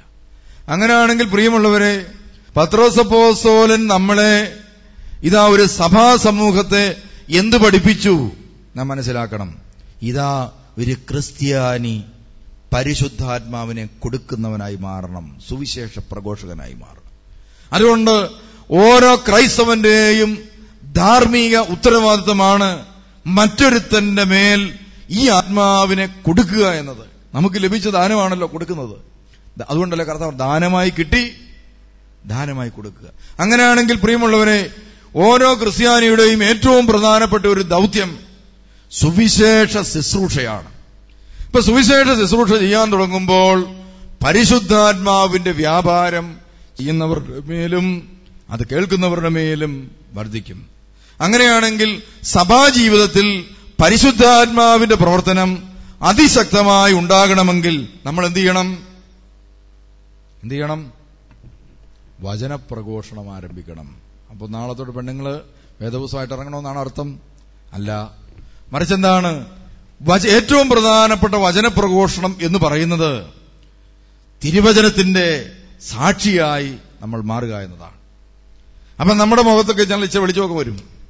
അങ്ങനെ വെളിച്ചമൊക്കെ വരും, നമുക്ക് സമാധാനം കിട്ടും. അതോടൊപ്പം നമ്മുടെ ജീവിത സമാധാനം മറ്റുള്ളവർക്ക് നമ്മൾ പറഞ്ഞു കൊടുക്കണം. ഇതാ നമുക്ക് ചുറ്റുപാടും സമാധാനമില്ലാതെ അസ്വസ്ഥപ്പെടുന്ന, പ്രയാസപ്പെടുന്ന, ഭാരപ്പെടുന്ന 100,000 ആളുകൾ നമുക്ക് ചുറ്റുപാടും ഉണ്ട്. അവരുമായി നാം പലവിധത്തിൽ ബന്ധപ്പെട്ടുകൊണ്ടാണ് ഇരിക്കുന്നത്. നമുക്കറിയാം, ഇന്ന് ഒരു 20 പേരൊന്നിച്ച് ഇപ്പോൾ ഈ മണർകാട് പള്ളിയുടെ കോമ്പൗണ്ടിന് പുറത്ത് നിൽക്കുകയാണെന്ന് ചോദിച്ചു. നിങ്ങൾ ശ്രദ്ധിക്കണം. ഇന്നിപ്പോൾ അങ്ങോട്ട് ഇറങ്ങി കഴിയുമ്പോൾ ഒരു 20 പേരെ ഒന്നിച്ച് നിങ്ങൾ ശ്രദ്ധിക്കുക. ഈ പ്രാർത്ഥനയും കഴിച്ചു പോകുന്നവരെല്ലാം അല്ലാതെ നിൽക്കുന്ന സമയത്ത് ശ്രദ്ധിക്കുക. 20 പേരിൽ ഒരു 15 പേരും എപ്പോഴും ഫോൺ ചെവിയിൽ വെച്ചോണ്ടിരിക്കുക. ശ്രദ്ധിച്ചാൽ കാണാൻ സാധിക്കും ഇല്ലേ? പോകുന്ന വാഹനങ്ങൾ ശ്രദ്ധിക്കുക, ഫുൾ ടൈം എന്ത് ചെയ്തുകൊണ്ടിരിക്കുകയാണ്? ടോക്ക് ടൈം ഫ്രീ ആണ്. അതുകൊണ്ട് ഫുൾ ടൈം കത്തിവെച്ചുകൊണ്ടിരിക്കുകയാണ്. മനുഷ്യരെല്ലാം ഇങ്ങനെ ചെയ്തുകൊണ്ടിരിക്കുകയാണ്. നിരന്തരമായി ഇങ്ങനെ മനുഷ്യൻ മറ്റൊരു മനുഷ്യനോട് സംസാരിച്ചുകൊണ്ടിരിക്കുകയാണ്. അങ്ങനെ നമ്മൾ നൂറുകണക്കിന് ആളുകളോട് പല വിധത്തിൽ ഇവിടെ ഇരുന്നുകൊണ്ട് അമേരിക്കക്കാരോട് സംസാരിക്കുക, അങ്ങനെയൊക്കെ നമുക്ക് സൗകര്യങ്ങൾ കിട്ടിയിട്ടുണ്ട്. ഈ സൗകര്യങ്ങൾ ഒന്നുമില്ലാതിരുന്നപ്പോൾ പോലും തമ്പുരാന്റെ വചനങ്ങൾ അപ്പോസ്തലന്മാർ പ്രഘോഷിക്കപ്പെട്ടപ്പോൾ അത് മറ്റുള്ളവരിലേക്ക് പകർന്ന് പകർന്ന് പകർന്ന് എത്രയോ കാലം കൊണ്ട് ഈ ലോകം മുഴുവൻ വ്യാപിച്ചു. അങ്ങനെയാണെങ്കിൽ ഇന്ന് എല്ലാ ആധുനിക സൗകര്യങ്ങളും നമുക്ക് ലഭിച്ചിരിക്കെ ഇതാ മറ്റുള്ളവരിലേക്ക് സുവിശേഷം എത്തിച്ചു കൊടുക്കുവാൻ നൂറായിരക്കണക്കിന് മാർഗങ്ങൾ ഉണ്ടായിരിക്കെ യാതൊരു മാർഗങ്ങളും ഉപയോഗിക്കാതെ നമുക്ക് കിട്ടിയിരിക്കുന്ന മാർഗങ്ങളെല്ലാം ഇതാ യാതൊരു പ്രയോജനവുമില്ലാത്ത കാര്യങ്ങൾക്ക് വേണ്ടി നമ്മൾ എന്ത് ചെയ്തുകൊണ്ടിരിക്കുക? വിനിയോഗിച്ചുകൊണ്ടിരിക്കുക. ഇന്ന് ബാങ്കുകാരെ ശ്രദ്ധിച്ചാൽ കാണാൻ സാധിക്കും, ഏത് കമ്പനിക്കാരെ എടുത്ത് ശ്രദ്ധിച്ചാൽ കാണാൻ സാധിക്കും. ചിലപ്പോ നമ്മളിപ്പോ ഒരു വണ്ടി മേടിച്ചു, എനിക്ക് പലപ്പോഴും സംഭവിക്കാറുണ്ട്, ഈ ഫോൺ വരും, ഇതാ വണ്ടി കമ്പനി ഒരിടത്ത്, നമ്മൾ മേടിച്ചത് ഒരിടത്ത്, മേടിച്ചത് ആരാ കൊണ്ടുപോയെന്ന് അറിഞ്ഞുകൂടാ, ഇതാ ഫോൺ എടുക്കുന്ന ആള് നമ്പർ നോക്കിയാ വിളിക്കുന്നത്, നമ്പർ നോക്കി വിളിക്കും, സാർ എങ്ങനെയുണ്ട് സാർ, വണ്ടി എങ്ങനെയുണ്ട്, നല്ലതായിട്ട് ഓടുന്നുണ്ടോ എന്നൊക്കെ ചോദിക്കുമ്പോൾ ഞാൻ പറയും, ഞാൻ സാറൊന്നുമല്ല, ഞാൻ അന്നാ സോറി വെക്കും. അവരിങ്ങനെ എല്ലാ ആഴ്ചയിലും വിളിച്ചുകൊണ്ടിരിക്കുകയാണ്, വണ്ടി നന്നായിട്ട് ഓടുന്നുണ്ട്. അവരൊരു വണ്ടി കൊടുത്തു വിടാൽ ആ വണ്ടി നന്നായിട്ട് പോകുന്നുണ്ടോ, ഒരു സർവീസ് കഴിഞ്ഞാൽ പിന്നെ വിളിക്കും, സർവീസ് നന്നായിരുന്നു എന്ന് ചോദിച്ച് കൃത്യമായി വിളിച്ചുകൊണ്ടിരിക്കുകയാണ്. കണ്ടോ, കൃത്യമായി നമ്മുടെ കാര്യം ഫോളോ അപ്പ് ചെയ്തുകൊണ്ടിരിക്കുകയാണ്. എന്നാൽ ഒരു ക്രിസ്ത്യാനി എന്ന നിലയിൽ തന്റെ സഹോദരന്റെ ജീവനെ സംബന്ധിച്ച് ഞാൻ എന്ത് തേടുന്നു എന്ന് ഞാൻ ചിന്തിക്കണം. ഓർക്കണം, എന്നെ ഈ ഭൂമിയിലേക്ക് ദൈവത്തിന്റെ മകനായിട്ടാണ്. ദൈവത്തിന്റെ മകൻ ഈ ഭൂമിയിലേക്ക് വന്നപ്പോൾ അവൻ ഇതാ തേടിയതൊറ്റ കാര്യമുള്ളൂ, നഷ്ടപ്പെട്ടതിനെയാണ് അവൻ തേടിയത്.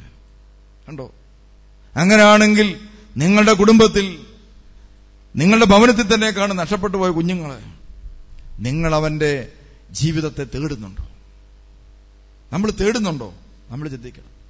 കഴിഞ്ഞ ദിവസം കോട്ടയം ഭദ്രാസനത്തിൽ നിന്നൊരു അച്ഛൻ ഒറീസയിലെ ഗ്രാമങ്ങൾ സന്ദർശിക്കാം. അച്ഛൻ തിരിച്ചു വന്നിട്ട് പറയുകയായിരുന്നു, ഇന്ന് അറിയാനിടയായി തിരിച്ചു വന്നിട്ട് പറയുകയായിരുന്നു, ചില ഗ്രാമങ്ങളിൽ ഒരു നേരത്തെ ഭക്ഷണം പോലും കഴിക്കാനില്ലാത്ത മനുഷ്യർ, ഒരു നേരത്തെ ഭക്ഷണം തേടാൻ വേണ്ടി 1-2 കിലോമീറ്റർ താണ്ടേണ്ടി വരുന്ന മനുഷ്യർ, അങ്ങനെയുള്ള ഒരു ഇന്ത്യയിൽ ഇന്ന് ജീവിച്ചുകൊണ്ടിരിക്കുകയാണ്.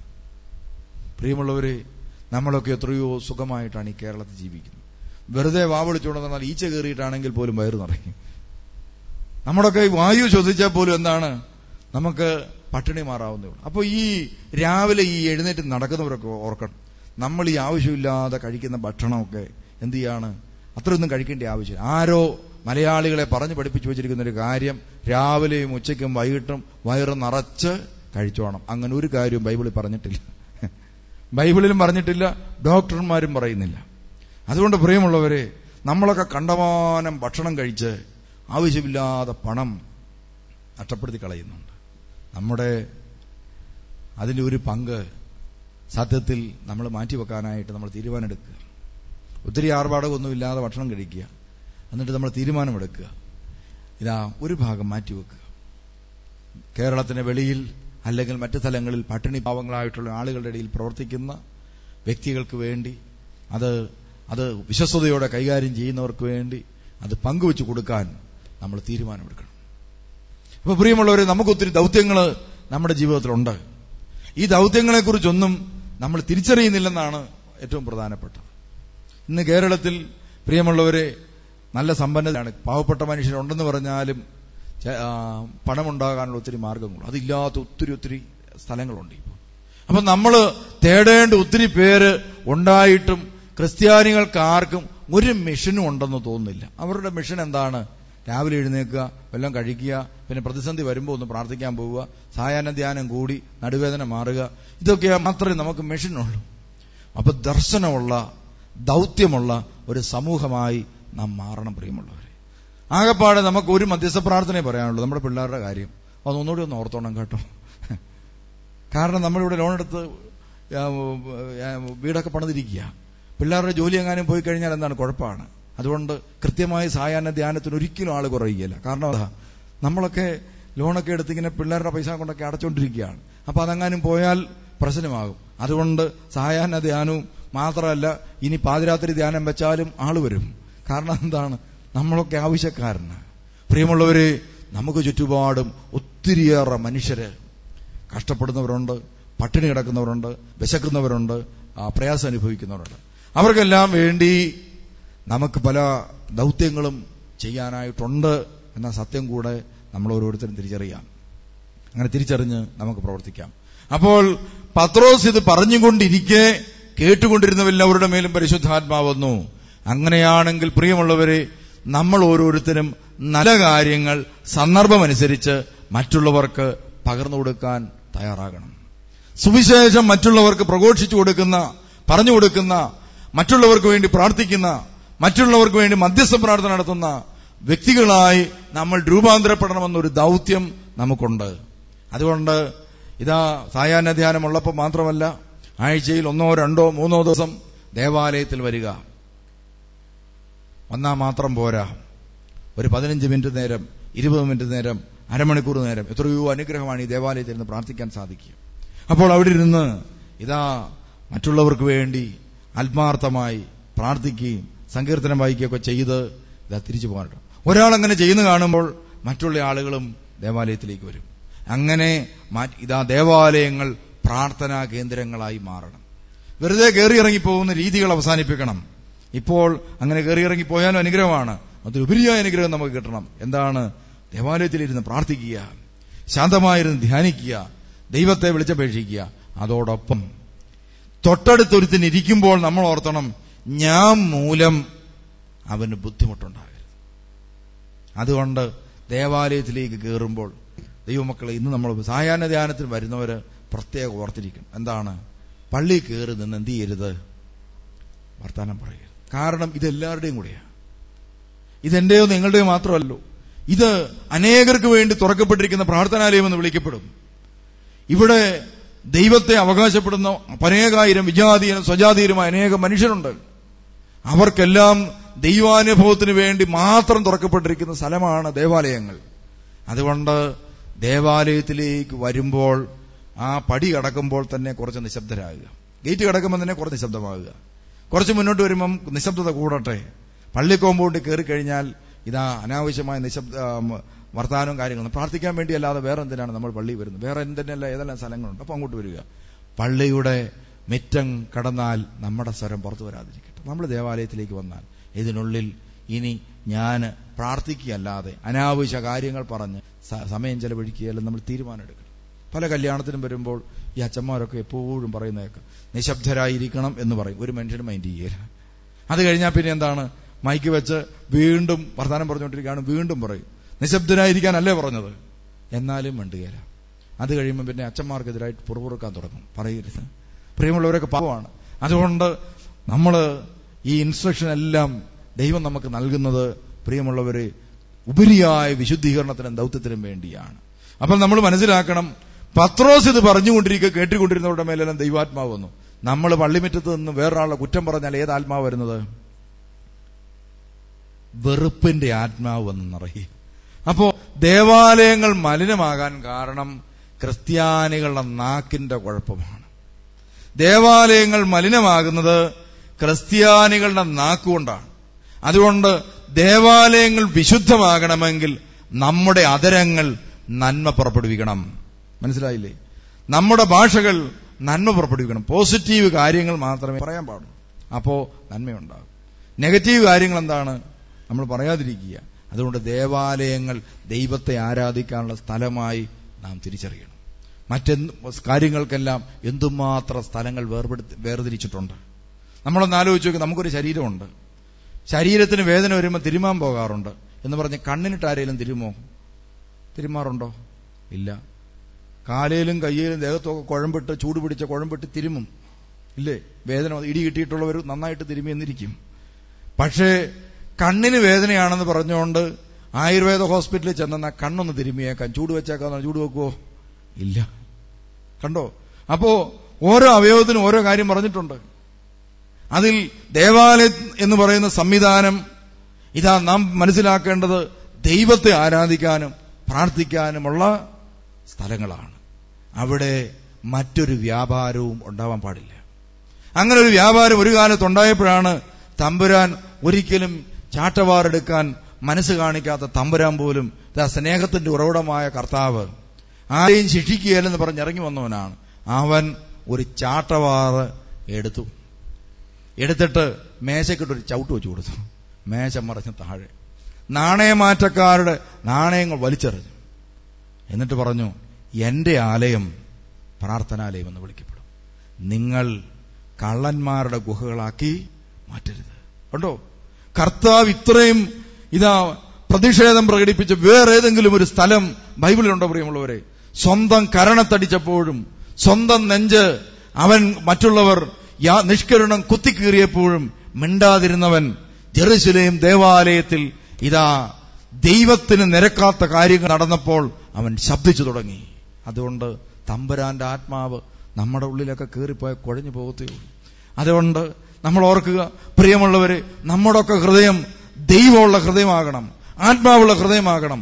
അപ്പോൾ ദേവാലയത്തിന്റെ വില നമുക്ക് തിരിച്ചറിയാൻ പറ്റും. അത് തമ്പുരാന്റെ ആലയമാണ്. ഞാൻ പലപ്പോഴും പറയാറുണ്ട്, ഞാൻ എന്നെ ശുശ്രൂഷിക്കാൻ ഏൽപ്പിച്ചിരിക്കുന്ന ദേവാലയങ്ങളുടെ കാവൽക്കാരനാണ്. ഞാൻ അച്ഛനായിരുന്നപ്പോൾ ഞാൻ പറയാറ്, ഈ പള്ളിയുടെ കാവൽക്കാരനാണ് ഞാൻ. അതുകൊണ്ട് ഇതിനകത്തൊരു പരിപാടി നടക്കുകയില്ല. ഞാൻ പറയാറുണ്ട്, അത് ദൈവം എന്നെ ഏൽപ്പിച്ചിരിക്കുന്നത്. അതുകൊണ്ട് നിങ്ങളും പറയണം, നിങ്ങൾ നിങ്ങളുടെ ദേവാലയത്തിന്റെ കാവൽക്കാരാണ്. ഇവിടെ അശുദ്ധമായത് സംഭവിക്കാതിരിക്കാൻ നമ്മുടെ അധരങ്ങളെ ആദ്യം നിയന്ത്രിക്കുക. അതിനുശേഷം സ്നേഹത്തോടെ അടുത്ത് നിൽക്കുന്നവരെ തോണ്ടിയിട്ട് പറയാം, പള്ളിക്കകത്ത് വർത്താനം പറയുക. അതോടുകൂടി അവർ നിശബ്ദരാകും. അങ്ങനെ നമ്മളുടെ നിശബ്ദത കണ്ട് മറ്റുള്ളവർ ദേവാലയത്തെ ആദരിക്കാൻ തുടങ്ങട്ടെ. ദേവാലയത്തെ ആദരിക്കാൻ. അപ്പോൾ പത്രോസ് ഇത് പറഞ്ഞുകൊണ്ടിരിക്കെ കേട്ടുകൊണ്ടിരുന്നവരുടെ മേലെല്ലാം പരിശുദ്ധാത്മാവ് വന്നു. അപ്പോൾ പരദൂഷണമാണ് കേട്ടുകൊണ്ടിരിക്കുന്നെങ്കിൽ എന്നാ സംഭവിക്കും? ആരെക്കുറിച്ചാണോ വെറുപ്പ് പറയുന്ന അയാളോടുള്ള വെറുപ്പ് വന്നെന്നറിയാൻ തുടങ്ങും. അപ്പൊ വിദ്വേഷമാണ് കേട്ടുകൊണ്ടിരിക്കുന്നതെങ്കിൽ വിദ്വേഷം വന്നറിയിക്കും.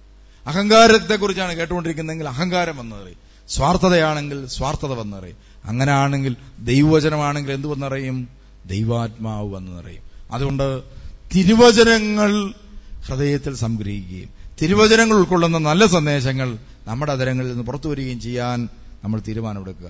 അതുകൊണ്ട് ഫോൺ എടുത്തിന് സംസാരിക്കുമ്പോൾ കട്ട് ചെയ്യുമ്പോൾ ഓർക്കണം, 15 മിനിറ്റ് സംസാരിച്ചു, അതിൽ സുവിശേഷം എത്ര സമയം സംസാരിക്കാൻ പറ്റി? നിങ്ങളുടെ ഫോണൊക്കെ ഓപ്പൺ ചെയ്ത് നോക്കിയാൽ മണിക്കൂറുകൾ സംസാരിച്ചുണ്ട്. 25 മണിക്കൂർ, 50 മണിക്കൂർ, 70 മണിക്കൂറൊക്കെ സംസാരിച്ചവർ കാണാം. അതിനകത്ത് എത്ര മണിക്കൂർ നമുക്ക് ദൈവിക സുവിശേഷം പറയാൻ പറ്റിയെന്ന് നമ്മൾ ചിന്തിച്ചു നോക്കുക. അതുകൊണ്ട് സുവിശേഷത്തിന്റെ പ്രചാരകരായി നമ്മൾ ഓരോരുത്തരും മാറട്ടെ പ്രിയമുള്ളവരെ. സുവിശേഷത്തിന്റെ പ്രചാരകരായി നമ്മൾ ഓരോരുത്തരും മാറട്ടെ. ഇനി പരിശുദ്ധാത്മാവ് കടന്നു വരുന്ന അടുത്ത ഒരു വഴിയാണ് കൈവപ്പ് പ്രാർത്ഥന. നമുക്കതിനെക്കുറിച്ചൊന്ന് ചിന്തിക്കാം. എന്താണ് തലേ കൈവച്ച് പ്രാർത്ഥിക്കുക എന്ന് പറയുന്നൊരു പരിപാടിയുണ്ട്. അത് സഭയ്ക്ക് കിട്ടിയിരിക്കുന്ന ഒരു ദാനമാണ്. അപ്പോസ്തല പ്രവൃത്തികൾ 8-ാം അധ്യായത്തിൽ ഒരു സംഭവം നമുക്ക് കാണാൻ സാധിക്കും. സ്തേഫാനോസിന്റെ മരണത്തിന് ശേഷം സഭയ്ക്ക് പീഡനമുണ്ടായപ്പോൾ സഭയിലെ ആളുകൾ ജെറുസലേമിലും മറ്റു സ്ഥലങ്ങളിലൊക്കെ ഇങ്ങനെ കൂടിക്കൂടിയിരിക്കുകയായിരുന്നു. നമ്മളിപ്പോ കേരളത്തിൽ സുവിശേഷ പ്രസംഗവും ധ്യാന കേന്ദ്രവും നടത്തുന്ന പോലെ. കാരണം എന്താണ്?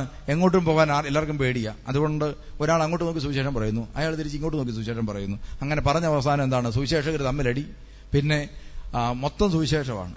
അങ്ങനത്തെ സ്ഥലമാണിപ്പോ കേരളം. മൊത്തം സുവിശേഷ പ്രഘോഷണമാണ്. എന്നാൽ ആളുകളൊട്ട് കാര്യമായിട്ട് നന്നാകുന്നുമില്ല. അങ്ങനത്തെ ഒരു സ്ഥലമായി മാറിയിരിക്കുക. ഇതുപോലെ ആദിമ നൂറ്റാണ്ടിലും എന്ത് ചെയ്യുകയായിരുന്നു?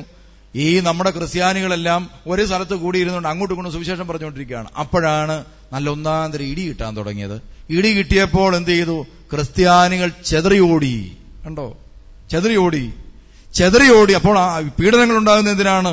പുതിയ പുതിയ ദൗത്യങ്ങൾ നമ്മെ ഭരമേൽപ്പിക്കുന്നതിന്റെ ഭാഗമാണ്. അങ്ങനെ ചിതറിക്കപ്പെട്ടവർ വചനം പ്രസംഗിച്ചുകൊണ്ട് ചുറ്റി സഞ്ചരിച്ചു.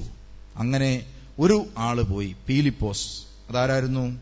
സമരിയായിലെ ഒരു നഗരത്തിൽ ചെന്ന് അവരോട് ക്രിസ്തുവിനെ കുറിച്ച് പ്രസംഗിച്ചു. സമരിയ പട്ടണം എന്ന് പറഞ്ഞാൽ ഏതാണ്? വിജാതീയ സ്ഥലമാണ്. വിജാതീയ പട്ടണത്തിലേക്ക്, സമരിയാക്കാരുടെ ഇടയ്ക്കിലേക്ക് പീലിപ്പോസ് പോകാൻ കാരണം എന്താ?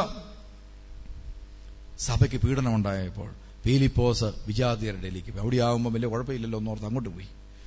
അവിടെ ചെന്ന് കഴിഞ്ഞ് സുവിശേഷ പ്രസംഗം ആരംഭിച്ചു. ആരാണ് പീലിപ്പോസ്? പ്രിയമുള്ളവരെ, തെരഞ്ഞെടുക്കപ്പെട്ട ഡീക്കന്മാരിൽ ഒരാളാണ് പീലിപ്പോസ്. കണ്ടോ? തെരഞ്ഞെടുക്കപ്പെട്ട ഡീക്കന്മാരിൽ ഒരാളാണ് ഈ പീലിപ്പോസ്. ഇങ്ങേര് പോയി സുവിശേഷ പ്രഘോഷണം നടത്തി. എന്തൊക്കെ നടന്നു അവിടെ? ഒരു ഷമ്മാശൻ പ്രസംഗിച്ചാൽ, ഇന്ന് ഞാൻ ഒരാൾക്ക് ഷമ്മാശ പട്ടം കൊടുത്തു, നാളെ അച്ഛനാക്കുകയാണ്. സെമിനാരി പഠനമൊക്കെ കഴിഞ്ഞ് ഒരാൾ വന്നതാണ്. അപ്പോൾ ഒരു ഷമ്മാശന്റെ ദൗത്യം എന്തൊക്കെയാണെന്ന് ഇവിടെ പറയുന്നുണ്ട്, വായിച്ചേ. ചിതറിക്കപ്പെട്ടവർ വചനം പ്രസംഗിച്ചുകൊണ്ട് ചുറ്റി സഞ്ചരിച്ചു. പീലിപ്പോസ് സമരിയായിലെ ഒരു നഗരത്തിൽ ചെന്ന് അവിടെയുള്ളവരോട് ക്രിസ്തുവിനെ പറ്റി പ്രഘോഷിച്ചു. പീലിപ്പോസിന്റെ വാക്കുകൾ കേൾക്കുകയും അവൻ പ്രവർത്തിച്ച അടയാളങ്ങൾ കാണുകയും ചെയ്ത ജനക്കൂട്ടം അവൻ പറഞ്ഞ കാര്യങ്ങൾ ഏക മനസ്സോടെ ശ്രദ്ധിച്ചു. എന്തെന്നാൽ അശുദ്ധാത്മാക്കൾ തങ്ങൾ ആവേശിച്ചിരുന്നവരെ വിട്ട് ഉച്ചത്തിൽ നിലവിളിച്ചുകൊണ്ട് പുറത്തുപോയി. കണ്ടോ? അപ്പൊ ഷമ്മാശ സ്ഥാനത്തിരിക്കുന്നൊരു വ്യക്തി വചനപ്രഘോഷണം നടത്തിയപ്പോൾ എന്നാക്കെ നടന്നു? അശുദ്ധാത്മാക്കൾ വിട്ടുപോയി. പിന്നെ തളർവാദ രോഗികൾ എഴുന്നേറ്റു, മുടന്തന്മാർ സുഖം പ്രാപിച്ചു. അങ്ങനെ നഗരത്തിൽ വലിയ സന്തോഷമുണ്ടായി. കണ്ടോ? അപ്പൊ ആദിമ നൂറ്റാണ്ടിൽ ഒരു ഷമ്മാശൻ വചനപ്രഘോഷണം നടത്തിയപ്പോൾ ഇത്രയും കാര്യങ്ങൾ നടന്നു. അത് കഴിഞ്ഞപ്പോൾ പ്രിയമുള്ളവരെ, മാന്ത്രിക വിദ്യ നടത്തിക്കൊണ്ടിരുന്ന ശിമിയോനും ഇതെല്ലാം കണ്ടു കഴിഞ്ഞാൽ കൊള്ളാവുന്ന പരിപാടി. പീലിപ്പോസെ, ഇത് എനിക്കൂടെ ഒന്ന് പറഞ്ഞു തരാമോ ഈ പരിപാടി എന്ന് പറയാൻ തുടങ്ങി. അവസാനം ഇതാ മാന്ത്രിക വിദ്യ നടത്തിയവൻ തന്നെ മാനസാന്തരത്തിന്റെ അനുഭവത്തിലേക്ക് വന്നു. ഇനി 13-ാമത്തെ വചനം. അവൻ മാമോദിസ സ്വീകരിച്ച് പീലിപ്പോസിന്റെ കൂടെ ചേർന്നു. സംഭവിച്ചുകൊണ്ടിരുന്ന അടയാളങ്ങളും വലിയ അത്ഭുത പ്രവൃത്തികളും കണ്ട് അവൻ ആശ്ചര്യഭരിതനായി.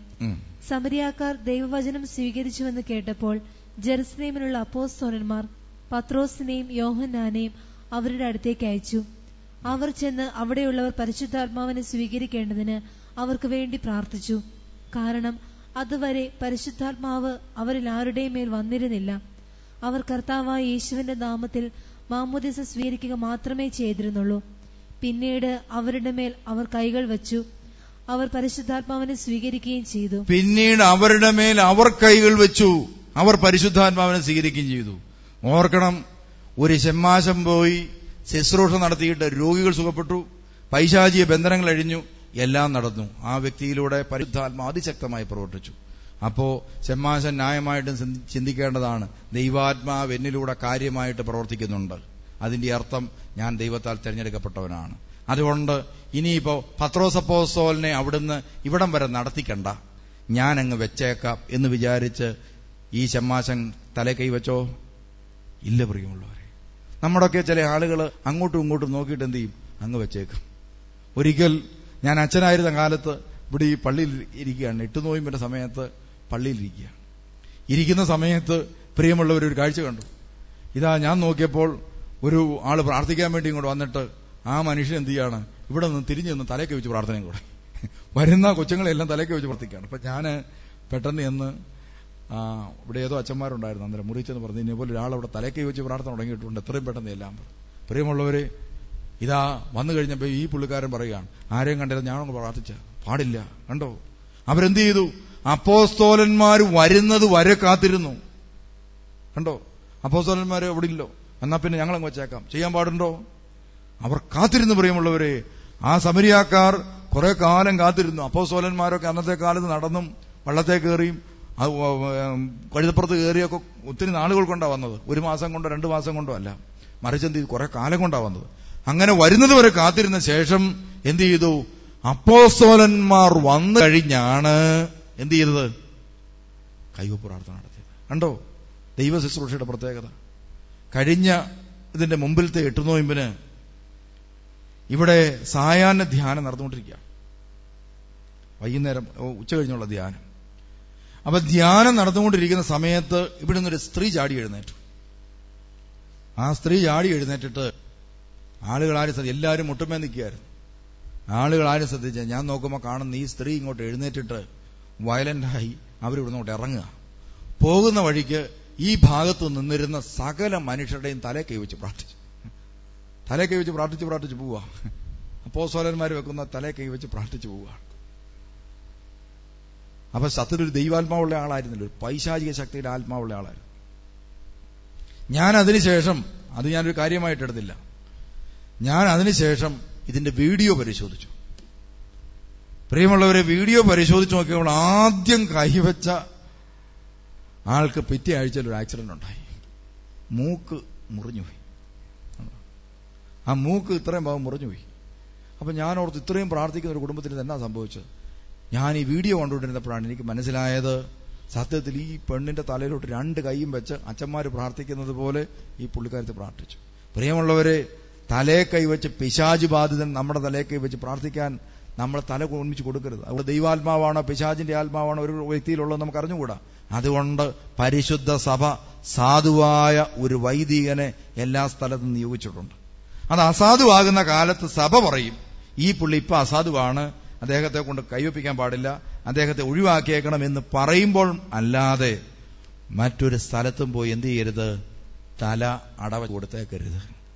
നിങ്ങളുടെ പ്രശ്നങ്ങൾ കുറയുന്നതിന് പകരം കൂടാനിടയായിട്ട് ഇന്ന് പല സ്ഥലങ്ങളിലും പ്രാർത്ഥനാ കേന്ദ്രത്തിലേക്ക് ചെന്നാൽ ഉടനെ കൈവപ്പ് പ്രാർത്ഥനയാണ്.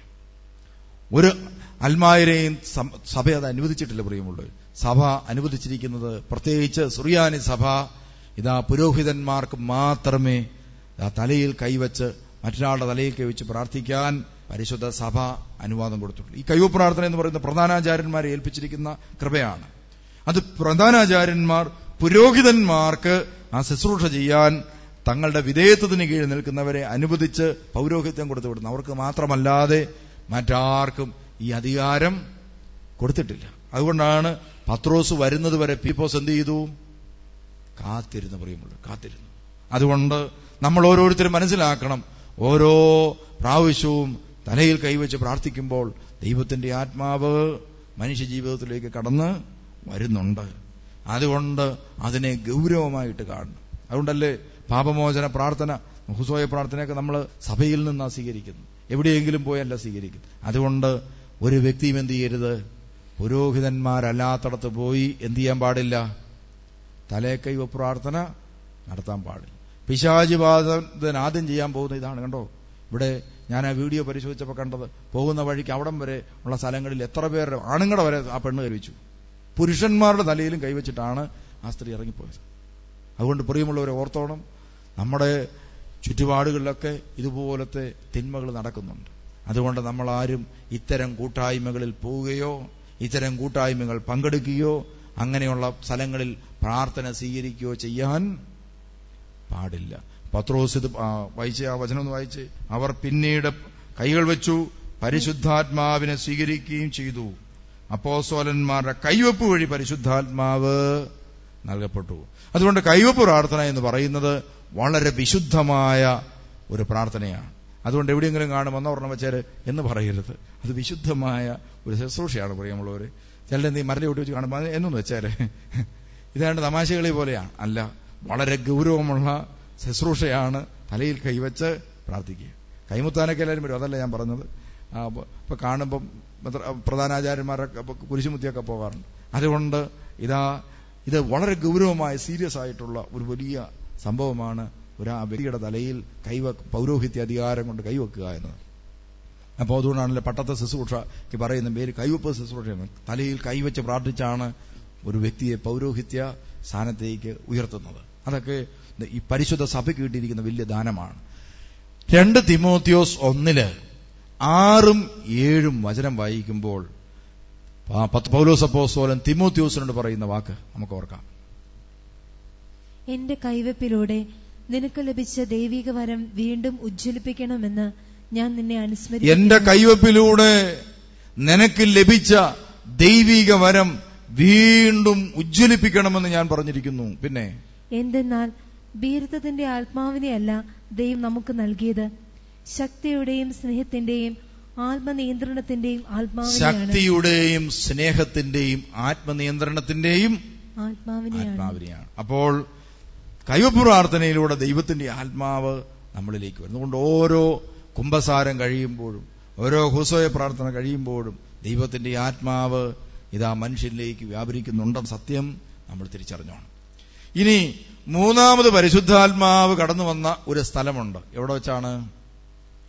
എലിസബത്തിന്റെ അടുക്കിലേക്ക് മാതാവ് ചെന്ന് അഭിവാദനം ചെയ്തപ്പോൾ ഉദരത്തിൽ കിടന്ന പ്രജ പരിശുദ്ധാത്മാവ് കൊണ്ട് നിറഞ്ഞു എന്ന് പറഞ്ഞാൽ, ഇതാ പരിശുദ്ധാത്മാവ് കൊണ്ടും കൃപ കൊണ്ടും നിറഞ്ഞ മാതാവ് അഭിവാദനം ചെയ്യാന്ന് പറഞ്ഞാൽ എന്താ ഇതിനർത്ഥം? ഒരാളെ അഭിവാദനം ചെയ്യുന്ന എപ്പോഴാ? സ്വീകരിക്കുന്നതിന്റെ അടയാളമാണ്, അല്ലേ? അപ്പൊ എലിസബത്ത് അഭിവാദനം ചെയ്തു എന്ന് പറഞ്ഞാൽ എലിസബത്ത് ആരെ സ്വീകരിച്ചു? എലിസബത്തിനെ ആര് സ്വീകരിച്ചു? മാതാവ് എലിസബത്തിനെ സ്വീകരിച്ചു. ഇങ്ങനെ കൈ ഉയർത്തി പറഞ്ഞു. മാതാവിനെ സ്വീകരിച്ച മാതാവ് എന്ത് ചെയ്തു? എലിസബത്ത് എന്ത് ചെയ്തു? മാതാവിനെയും സ്വീകരിച്ചു. അങ്ങനെ പരസ്പരം അവർ സ്വീകരിച്ചു. അങ്ങനെ സ്വീകരിച്ചു കഴിഞ്ഞപ്പോൾ എന്നാ സംഭവിച്ചത്?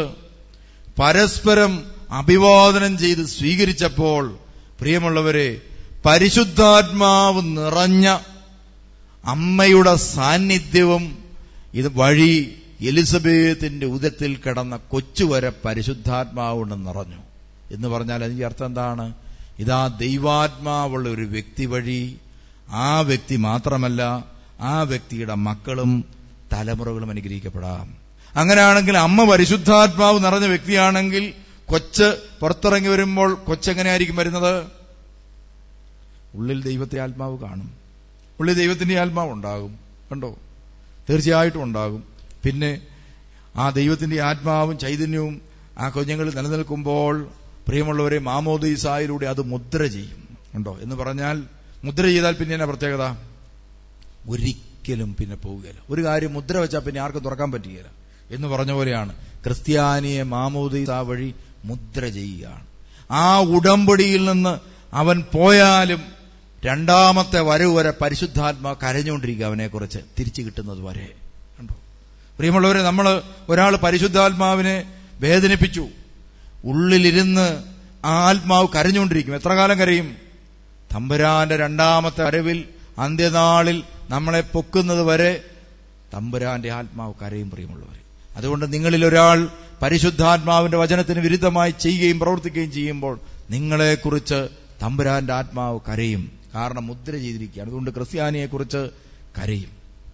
അതുകൊണ്ടാണ് ക്രൈസ്തവ സമൂഹങ്ങളിൽ ദൈവവചനത്തിന് നിരക്കാത്ത കാര്യങ്ങൾ ക്രമേണ നടക്കാൻ തുടങ്ങിയപ്പോൾ പലപ്പോഴും ദേവാലയങ്ങളിലും അതുപോലെ നമുക്ക് കാണാൻ സാധിക്കും ചില ചിത്രങ്ങളിൽ നിന്നൊക്കെ കണ്ണുനീരൊഴുകാൻ തുടങ്ങി.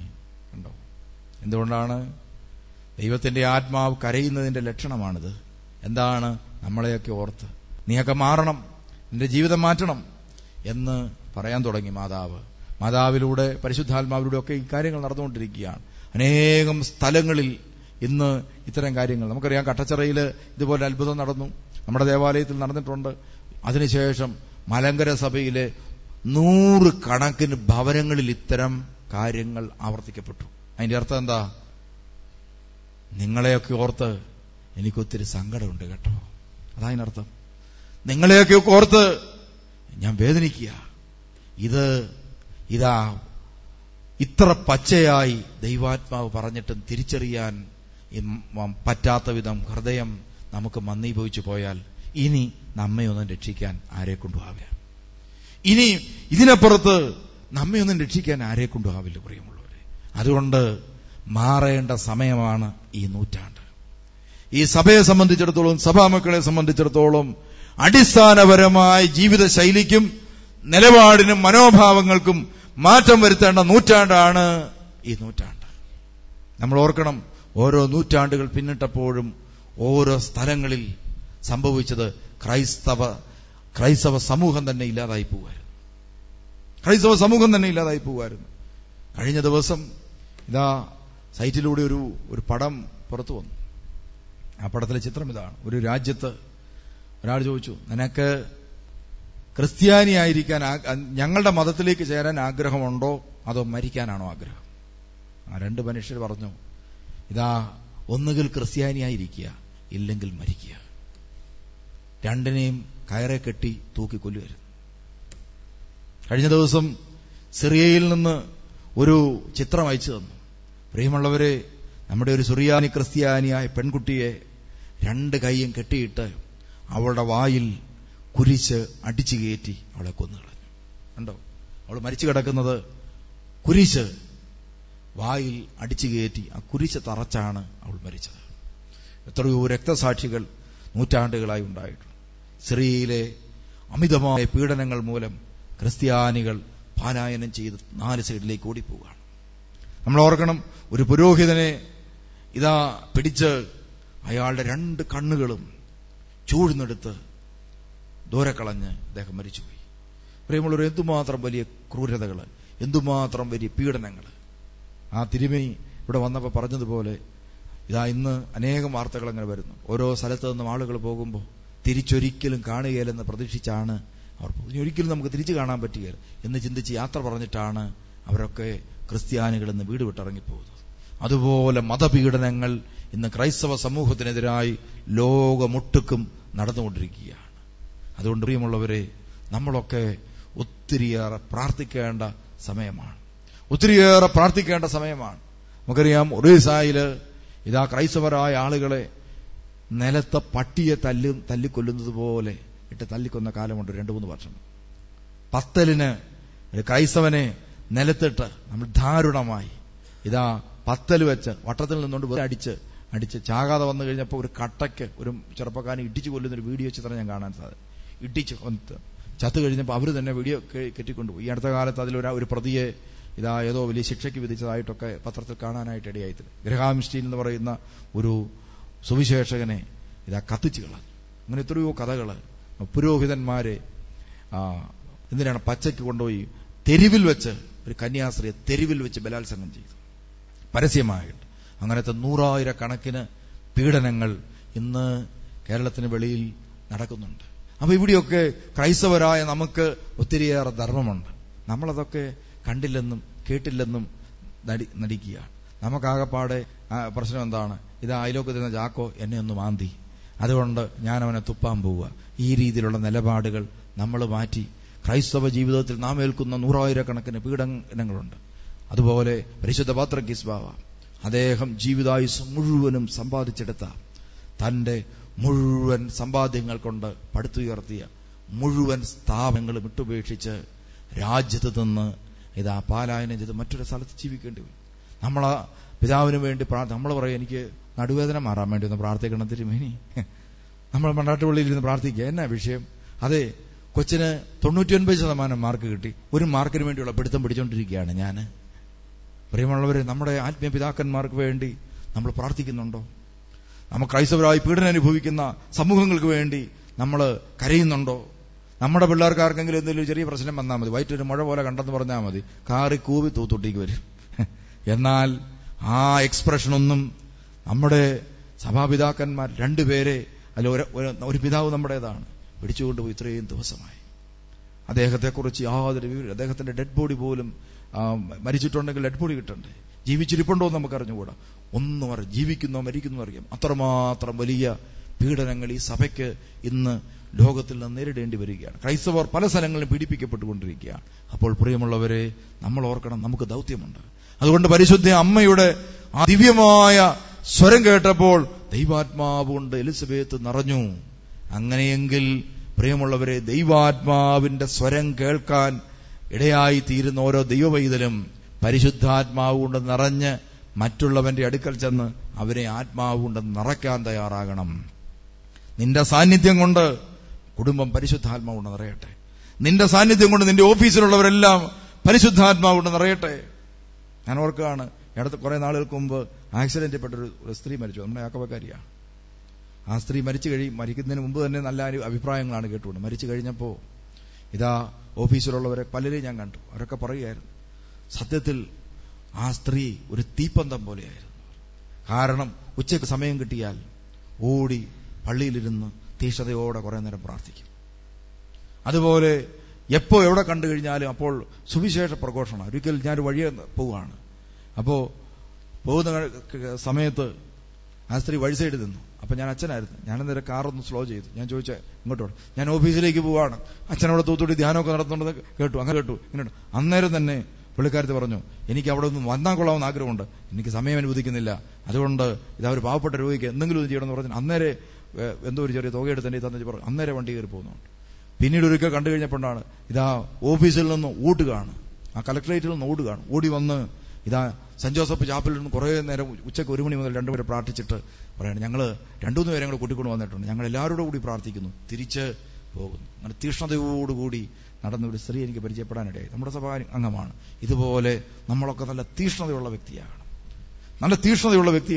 ദൈവാത്മാവിനെ മറ്റുള്ളവർക്ക് പകരുന്ന വ്യക്തിയായി നമ്മൾ ഓരോരുത്തരും മാറണം പ്രിയമുള്ളവരെ. അതുകൊണ്ട് നമുക്ക് നമ്മെ രൂപാന്തരപ്പെടുത്താം, നമുക്ക് വ്യത്യാസപ്പെടുത്താം. ഇതാ പരിശുദ്ധ അമ്മയുടെ അഭിവാദനത്തിലൂടെ എന്തുണ്ടായി? ദൈവാത്മാവ് പകരപ്പെട്ടു. അതുകൊണ്ട് ഒരു വചനം കൂടെ പറഞ്ഞ് അവസാനിപ്പിച്ചേക്കാം. ഇതാ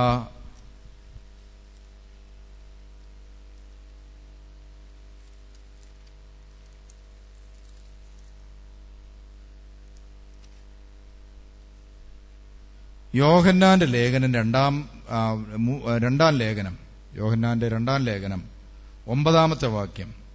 പ്രസ്തുത പ്രബോധനവുമായിട്ടല്ലാതെ ആരെങ്കിലും നിങ്ങളെ സമീപിച്ചാൽ അവനെ നിങ്ങൾ വീട്ടിൽ സ്വീകരിക്കുകയോ അഭിവാദനം ചെയ്യുകയോ അരുത്. എന്തെന്നാൽ അവനെ അഭിവാദനം ചെയ്യുന്നവൻ അവന്റെ ദുഷ്ടപ്രവർത്തികളിൽ പങ്കുചേരുകയാണ്. കണ്ടോ, യോഹന്നാൻ ലേഖനം എഴുതിയപ്പോൾ പറയുകയാണ്, എന്താ പറഞ്ഞത്? നിനക്ക് കിട്ടിയിരിക്കുന്ന പ്രസ്തുത അപ്പോസ്തലന്മാർ പറഞ്ഞ സഭയുടെ പ്രബോധനവുമായിട്ടല്ലാതെ ആരെങ്കിലും നിന്നെ തേടി വന്നാൽ അവരെ എന്ത് ചെയ്യരുത്? വീട്ടിൽ സ്വീകരിക്കുകയോ അഭിവാദനം ചെയ്യുകയോ അരുത്. ചെയ്താൽ എന്നാ പറ്റും? എന്തെന്നാൽ അവനെ അഭിവാദനം ചെയ്യുന്നവനും കസേരയിട്ടിരുത്തുന്നവനും അവന്റെ ദുഷ്ടപ്രവർത്തികളിൽ പങ്കാളിത്തം വഹിക്കുന്നു. അതുകൊണ്ട് ഇതാ തെറ്റായ സുവിശേഷവുമായിട്ട് വരുന്നവർക്ക് കസേരയിട്ട് കൊടുത്താൽ 2 ദിവസം കഴിയുമ്പോൾ എന്ത് ചെയ്യും? നമുക്ക് അവർ പറയുന്ന എല്ലാം ശരിയാണെന്ന് തോന്നും. അതാണ് പ്രത്യേകത. നല്ല പല ആളുകൾക്ക് സംഭവിക്കുന്നത് അവർ പറയുന്നതെല്ലാം ശരിയാന്ന് തോന്നുന്നു. പിന്നെ എപ്പോഴാണ് തെറ്റാന്ന് തോന്നുന്നത്? അവിടെ പോയി 2 വർഷം കഴിയുമ്പോൾ തോന്നും ഇതെല്ലാം കളിപ്പീരാണല്ലോ. അപ്പൊ തിരിച്ചിങ്ങോട്ട് വരാൻ പറ്റുമോ? ഒരു വിഷമം. പോരുന്നതിന് കുഴപ്പമൊന്നുമില്ല, പക്ഷെ ഒരു വിഷമം വന്നാൽ സ്വീകരിക്കപ്പെടുമോ? അതുകൊണ്ട് പ്രിയമുള്ളവർ, ഇങ്ങനെ അബദ്ധം പറ്റിയവർക്കെല്ലാം ഇതാ തിരിച്ചു വരാനായിട്ടുള്ള അവസരം ഇപ്പോ സഭ വളരെ പ്രോത്സാഹനത്തോട് നൽകിയിട്ടുണ്ട്. അതുകൊണ്ട് ഈ കഴിഞ്ഞ സെനഡിൽ അങ്ങനെ ഒരു തീരുമാനം, അങ്ങനെ ആരെങ്കിലും വന്നാൽ അവരെ സന്തോഷത്തോടും സ്നേഹത്തോടും കൂടെ നമ്മുടെ കൂടെ ചേർത്ത് അവരെ, ഈ സഭ വിട്ടുപോയിട്ടുള്ളവർ തിരിച്ചു വരുമ്പോൾ ഒരിക്കലും കുറ്റപ്പെടുത്താതെ സ്വീകരിക്കുക എന്ന തീരുമാനമാണ് സഭ എടുത്തിട്ടുള്ളത്. അതുകൊണ്ട് ആരെങ്കിലും ഇങ്ങനെ അബദ്ധത്തിനൊക്കെ പോയിട്ടുണ്ടാകാം. അങ്ങനെയുള്ള ചില ആളുകൾ മാനസാന്തരപ്പെട്ടിട്ടുണ്ട്. ഇതാ ഈ അടുത്ത കാലത്തൊക്കെ മാനസാന്തരപ്പെട്ട ചിലര് സായാഹ്ന ധ്യാനം നടക്കുമ്പോൾ ഇങ്ങോട്ട് കയറി വന്നാൽ, ചേട്ടാ ഇവൻ എന്നെ ഇതിലെ വന്നെന്ന് ആളുകൾ ഓർക്കുമല്ലോ എന്ന് ഓർത്ത് പുറത്തുനിന്ന് സുവിശേഷം കേട്ടിട്ടുണ്ട്.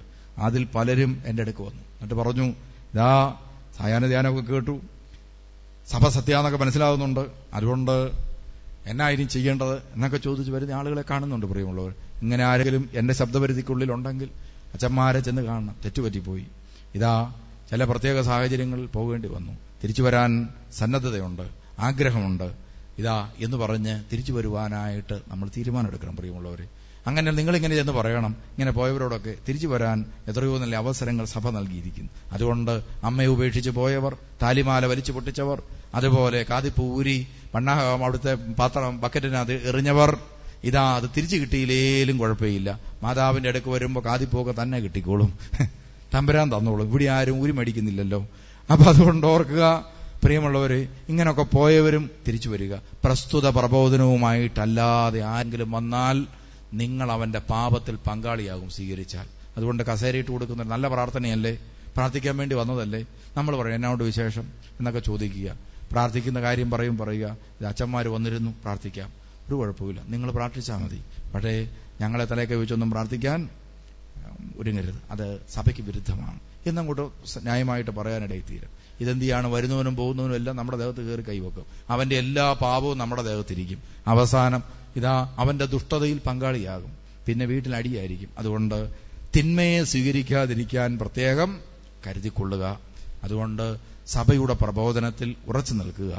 പരിശുദ്ധ ദൈവമാതാവിന്റെ അഭിവാദനം, നമുക്ക് ഈ മാതാവിന്റെ മധ്യസ്ഥ പ്രാർത്ഥന നടത്തുന്ന സമയത്ത് എല്ലാവരും പറയുന്ന ഒരു കാര്യമുണ്ട്, എന്നാലും തിരുമേനി ഇന്നലെ അത് നടത്തിയില്ലല്ലോ. കാരണം ആ മധ്യസ്ഥ പ്രാർത്ഥനയുടെ സമയത്ത് എന്തോ ഒരു ദൈവാനുഭവം പോലെ വരുന്നു. അപേക്ഷ ചൊല്ലിക്കൊടുക്കുമ്പോൾ വല്ലാത്തൊരു ദൈവാനുഭവം. പല സ്ഥലത്തെല്ലാം പറയും, ഇത് ഒരു ദൈവാനുഭവം ഉണ്ടായിക്കോട്ടെ എന്ന് വിചാരിച്ച് ഞാനന്ന് ഒരു അപേക്ഷയൊക്കെ ആയിട്ട് എന്തെങ്കിലും ചൊല്ലിക്കൊടുക്കാനൊക്കെ ആളുകൾക്കൊന്ന് ഒത്തുചേർത്ത് ചൊല്ലാൻ സംവിധാനം എന്നുള്ള നിലയിൽ ക്രമീകരിച്ച സംവിധാനം, ഇത് ഒച്ചത്തിൽ ഇങ്ങനെ ചൊല്ലിക്കുന്ന രീതി. പക്ഷെ അതിപ്പോ ഒരു സമൂഹം ഒരു ദൈവാനുഭവമായിട്ട് ഉൾക്കൊണ്ടിരിക്കുകയാണ്. എല്ലായിടത്തും ഇപ്പൊ ഇതാണ്. എവിടെ ചെന്നാലും എന്ത് ചെയ്യും? അവസാനം പ്രാർത്ഥന കഴിയുമ്പോൾ മുട്ടുമേ നിർത്തി ഒരു നല്ലതാണ്. എന്താണ് ഇത്? ഈ സമയത്ത് ഒരു ദൈവാനുഭവം ഉണ്ടാകുന്നുണ്ട്. എങ്ങനെയാണ് ഉണ്ടാകുന്നത്? ഇതാ പരിശുദ്ധ അമ്മയെ നമ്മൾ എന്ത് ചെയ്യാണ്? അഭിവാദനം ചെയ്യുന്നു. അമ്മയെ സ്വീകരിക്കുക നമ്മള്. അപ്പോ അമ്മയും കൂടെ ചേർന്ന് നിന്ന് എന്ത് ചെയ്യാണ്? അമ്മ പ്രാർത്ഥിക്കുന്നുണ്ട്. പക്ഷെ നമ്മൾ ഈ പ്രാർത്ഥന അമ്മയോട് ചേർന്ന് മധ്യസ്ഥ പ്രാർത്ഥന എടുത്തുമ്പോൾ സംഭവിക്കുന്നത് അമ്മയുടെ കരങ്ങൾ പിടിച്ചുകൊണ്ട് നമ്മൾ പ്രാർത്ഥിക്കുകയാണ്. അതുകൊണ്ടാണ് പരിശുദ്ധാത്മാവിന്റെ പ്രത്യേകമായ ചില അനുഭവങ്ങൾ ഇത്തരം അപേക്ഷകൾ ചൊല്ലുമ്പോൾ ഉണ്ടാകുന്നു. അതുകൊണ്ട് മാതാവിനോടുള്ള മധ്യസ്ഥ പ്രാർത്ഥന, ഞാനതിന്റെ ഒരു എന്നാ പറയുന്ന മധ്യസ്ഥ പ്രാർത്ഥനയുടെ അഡിക്റ്റ് പോലെയാണ്. കാരണം എന്താണ്? ഈ പ്രാർത്ഥന ചെല്ലുമ്പം അതുപോലെ മാതാവിനും നമ്മുടെ കൂടെ നടക്കാൻ തുടങ്ങും. അതോടുകൂടി ദൈവത്തിന്റെ ആത്മാവിന്റെ സാന്നിധ്യം എല്ലാ ശുശ്രൂഷകളിലും ഉണ്ടാകാൻ തുടങ്ങും. അതുകൊണ്ട് പ്രിയമുള്ളവരെ, നമ്മളൊക്കെ വീടുകളിൽ ഇതുപോലെ ചെല്ലാൻ തുടങ്ങണം.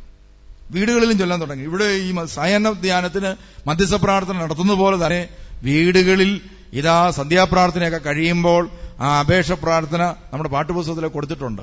അതെല്ലാ ദിവസവും ഒരു മാതാവിന്റെ പാട്ടും പാടി അതുപോലെ ഈ അപേക്ഷയും കൂടെ വീടുകളിലേക്ക് ചൊല്ലുക.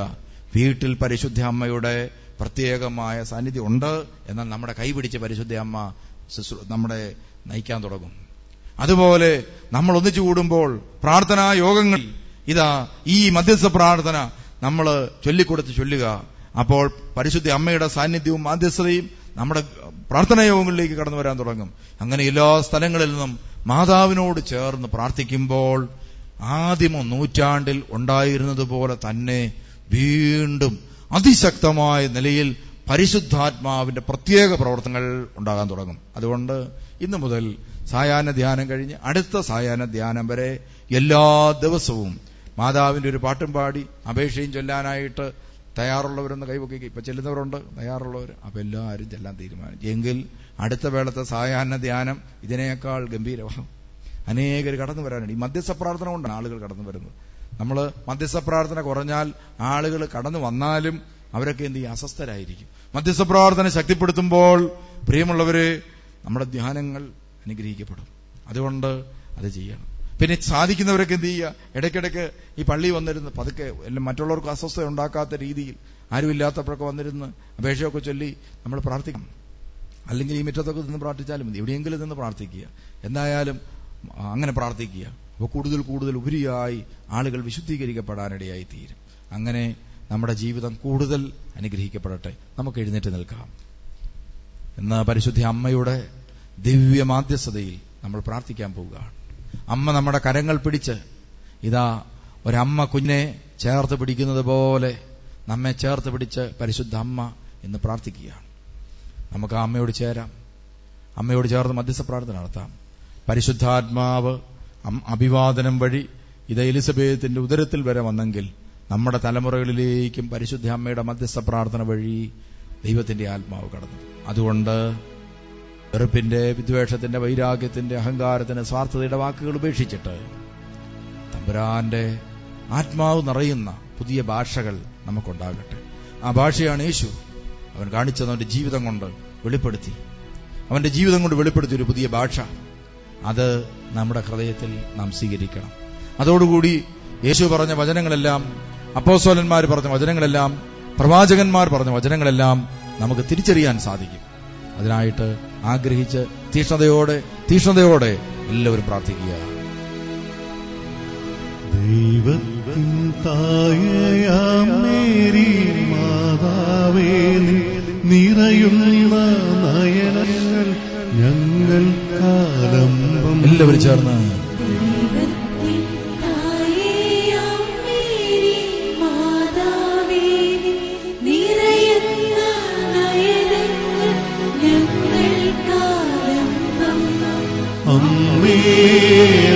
ഓ പരിശുദ്ധ അമ്മേ, അമ്മയുടെ കരങ്ങൾ ചേർത്ത് പിടിച്ച് അമ്മയുടെ മക്കൾ പ്രാർത്ഥിക്കുന്നു. ഇതാ നിന്റെ അമ്മ. യേശു പറഞ്ഞു, ഇതാ നിന്റെ മകൻ. അമ്മയോട് പറഞ്ഞു,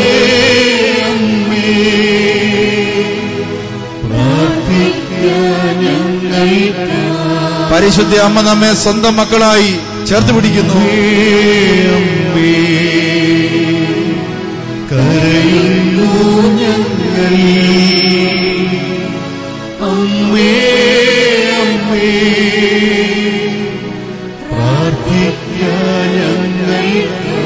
സുവിശേഷത്തിന്റെ പ്രഘോഷണത്തിനായി പ്രാർത്ഥിക്കുന്നു. അമ്മേ അമ്മേ കരയുന്നു ഞങ്ങൾ. അമ്മേ അമ്മേ പ്രാർത്ഥിക്കാൻ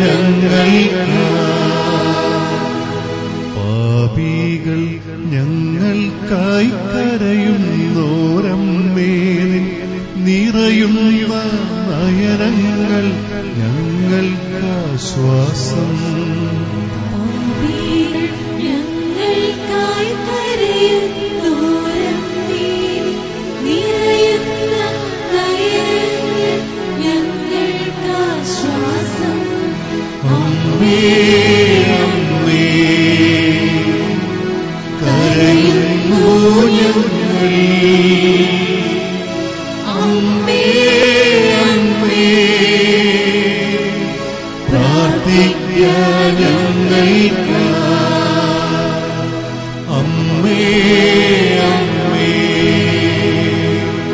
കരയുന്നു ഞങ്ങൾ. അമ്മേ അമ്മേ പ്രാർത്ഥിക്കാൻ ഞങ്ങൾക്ക്. സഭയുടെ ഭിത്തിയെ ബലവത്താക്കിടാന നിറയുന്ന നയനങ്ങൾ ഞങ്ങൾക്കാലംബം. സഭയുടെ ഭിത്തിയെ ബലവത്താക്കിടാൻ നിറയുന്ന നയനങ്ങൾ ഞങ്ങൾക്കാലംബം. അമ്മേ അമ്മേ കരയുന്നു ഞങ്ങൾ. അമ്മേ അമ്മേ പ്രാർത്ഥിക്കാൻ ഞങ്ങൾക്ക്. അമ്മേ അമ്മേ കരയുന്നു ഞങ്ങൾ. അമ്മേ അമ്മേ പ്രാർത്ഥിക്കാൻ ഞങ്ങൾക്ക്. വിശുദ്ധ കന്യകയായ മർത്തമറിയം മാതാവേ, ഞങ്ങൾക്ക് വേണ്ടി അപേക്ഷിക്കണമേ. വിശുദ്ധ ദൈവമാതാവേ, ഞങ്ങൾക്ക് വേണ്ടി അപേക്ഷിക്കണമേ. കന്യകമാരിൽ കന്യകയായ വിശുദ്ധ മാതാവേ, ഞങ്ങൾക്ക് വേണ്ടി അപേക്ഷിക്കണമേ. ജ്ഞാനമുള്ള കന്യകയായ മാതാവേ, ഞങ്ങൾക്ക് വേണ്ടി അപേക്ഷിക്കണമേ. സുഹൃത ജീവിതത്തിന്റെ പാത്രമായ മാതാവേ, ഞങ്ങൾക്ക് വേണ്ടി അപേക്ഷിക്കണമേ. സ്വർഗത്തിന്റെ വാതിലായ മാതാവേ, ഞങ്ങൾക്ക് വേണ്ടി അപേക്ഷിക്കണമേ. രോഗികളുടെ ഔഷധമായ മാതാവേ, ഞങ്ങൾക്ക് വേണ്ടി അപേക്ഷിക്കണമേ. പാപികളുടെ സങ്കേതസ്ഥലമായ മാതാവേ, ഞങ്ങൾക്ക് വേണ്ടി അപേക്ഷിക്കണമേ. ക്രിസ്ത്യാനികളുടെ സഹായമായ മാതാവേ, ഞങ്ങൾക്ക് വേണ്ടി അപേക്ഷിക്കണമേ. സ്ത്രീഹന്മാരുടെ രാജ്ഞിയായ മാതാവേ, ഞങ്ങൾക്ക് വേണ്ടി അപേക്ഷിക്കണമേ. കന്യകമാരുടെ രാജ്ഞിയായ മാതാവേ, ഞങ്ങൾക്കു വേണ്ടി അപേക്ഷിക്കണമേ. സകല പരിശുദ്ധന്മാരുടെയും രാജ്ഞിയായ മാതാവേ, ഞങ്ങൾക്ക് വേണ്ടി അപേക്ഷിക്കണമേ. എല്ലാവർക്കും മുട്ടുകുത്തി നിന്നുകൊണ്ട് നമ്മുടെ എല്ലാ മധ്യസ്ഥ പ്രാർത്ഥനകളും തമ്പുരാന്റെ തിരുസന്നിധിയിലേക്ക് നമുക്ക് കണ്ണുനീരോടെ സമർപ്പിച്ച് പ്രാർത്ഥിക്കാം. എല്ലാവരും പ്രാർത്ഥിക്കുക. ആരാധന ആരാധന പിതാവേ, ആരാധന. എല്ലാവരും ചേർന്ന്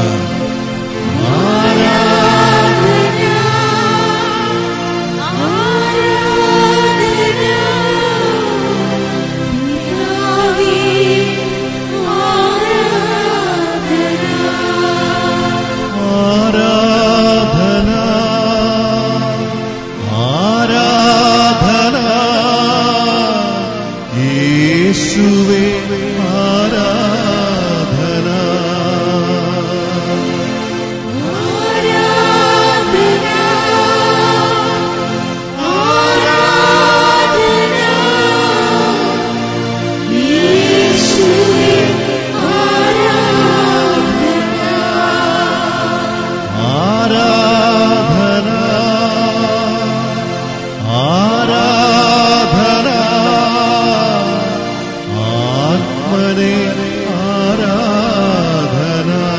എല്ലാവരും ചേർന്ന് പ്രാർത്ഥിക്കുക. ഓ ദൈവമേ, സ്വർഗ്ഗം തുറക്കപ്പെടട്ടെ. പരിശുദ്ധാത്മാവിന്റെ ശക്തി ഈ രാജ്യത്ത് മുഴുവനും വ്യാപിക്കട്ടെ.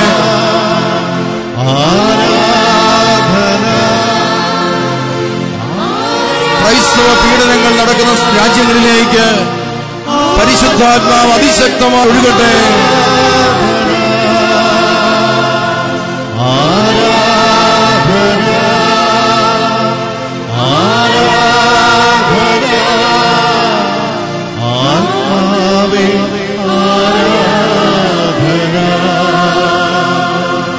ഹല്ലേലൂയ, ഹല്ലേലൂയ,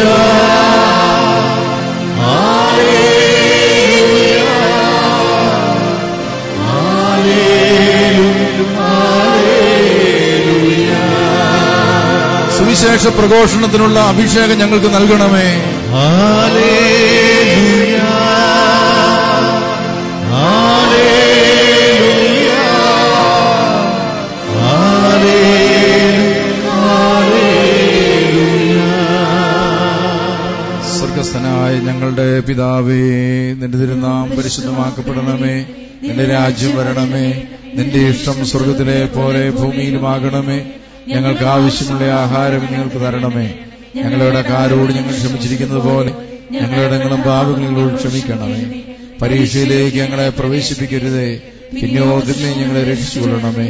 എന്തുകൊണ്ടെന്നാൽ രാജ്യവും ശക്തിയും മഹത്വവും കൃപ നിറഞ്ഞ മറിയമേ, നിനക്ക് സമാധാനം. കൂടി സ്ത്രീകൾ നീ വാഴ്ത്തപ്പെട്ടവളാവുന്നു. നിന്റെ ഉദരഫലമായ നിന്റെ കർത്താവ് യേശുക്രിസ്തു വാഴ്ത്തപ്പെട്ടവനാവുന്നു. ശുദ്ധമുള്ളവരുടെ അമ്മേ, പാപികളായ ഞങ്ങൾക്ക് വേണ്ടി ഇപ്പോഴെപ്പോഴും ഞങ്ങൾ മരണസമയത്തും ദൈവത്തിനോട് അപേക്ഷിച്ചു വരണമേ. പിതാവാം ദൈവത്തിന്റെ സ്നേഹവും ഏകജാതനായ പുത്രന്റെ കൃപയും ആശ്വസിപ്പിക്കുന്ന പരിശുദ്ധ റൂഹായുടെ സംബന്ധവും ആവാസവും നാം എല്ലാവരുടെയും കൂടെ ഇന്നും എന്നാളും ഉണ്ടായിരിക്കുമാറാകട്ടെ. അനുഗ്രഹിക്കപ്പെട്ട ദൈവത്തിന്റെ വിശുദ്ധ ജനമേ, 3 ദിവസമായി നടന്നു വന്നതായി ധ്യാനം അനുഗ്രഹപ്രദമായി സമാപനത്തിലേക്ക് എത്തിച്ചിരുന്നിരിക്കുകയാണ്. നമുക്ക് ദൈവത്തെ സ്തുതിക്കാം. നല്ല ആത്മ നിറവോടുകൂടെ ഈ സായം സന്ധ്യയിൽ നമ്മുടെ ഭവനങ്ങളിലേക്ക് മടങ്ങാനായിട്ട് സാധിക്കുന്നുവല്ലോ. ദൈവം തന്നതായ അപരിശുദ്ധാത്മാവിന്റെ അഭിഷേകം നമ്മുടെ ജീവിതം നിലനിൽക്കാനായിട്ട് പ്രാർത്ഥിക്കാം. വരുന്ന ധ്യാനത്തിനു വേണ്ടി, ഒരുക്കത്തിനു വേണ്ടി നമുക്ക് പ്രാർത്ഥിക്കാം. ശുശ്രൂഷകർക്ക് നേതൃത്വം കൊടുത്ത അഭിമന്യനായ സക്കറിയാസ് മാർ പീലക്സിനോസ് മെത്രാപ്പോലീത്ത തിരുമേനിയോടും ഈ ശ്രേഷ്ഠമായ ഗാനശ്രൂഷ നിർവഹിച്ച തുണ്ടി മാർ ഗ്രിഗോറിയൻ ധ്യാന കേന്ദ്രത്തിലെ ഗായക സംഘത്തോടുമുള്ള പ്രത്യേകം നന്ദിയും കടപ്പാടും ഈ സന്ദർഭത്തിൽ അറിയിക്കുകയാണ്. നിങ്ങൾക്ക് പോകാനുള്ളതായ ബസ് അതുപോലെ ക്രമീകൃതമായി നിൽക്കുന്നുണ്ട്. ബസ്സുകളിൽ കയറിയിരുന്ന് യാത്രയ്ക്കായിട്ട് ഒരുങ്ങുക. ദൈവം നമ്മെ അനുഗ്രഹിക്കട്ടെ.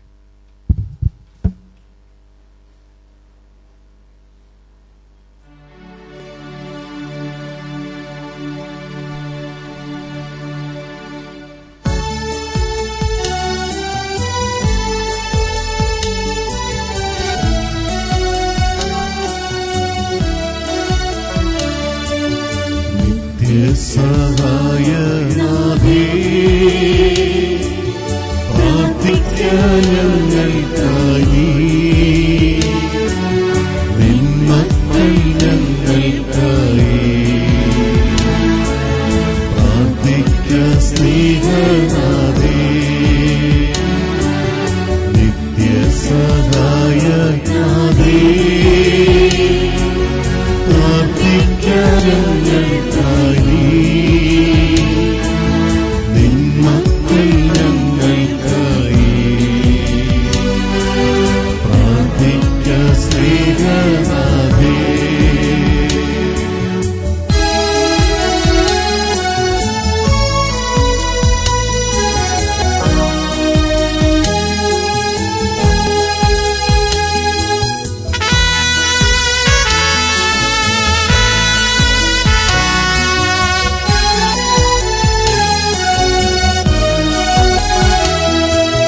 നീറുന്ന മാനസങ്ങൾ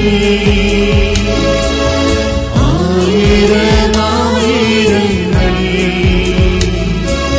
കണ്ണീരിൻ താഴ്വരയിൽ നിന്നീത കേഴുന്നേ, കേൾക്കണേ രോദനങ്ങൾ, നൽകണേ നൽവരങ്ങൾ, നിന്റെ സ്വരൂപിങ്കൽ ചേർക്കണേ മക്കളെ നീ. നിത്യസഹായനാഥേ, പ്രാർത്ഥിക്കാൻ ഞങ്ങൾക്കായി, നിന്മക്കൾ ഞങ്ങൾക്കായി, പ്രാർത്ഥിക്ക സ്നേഹ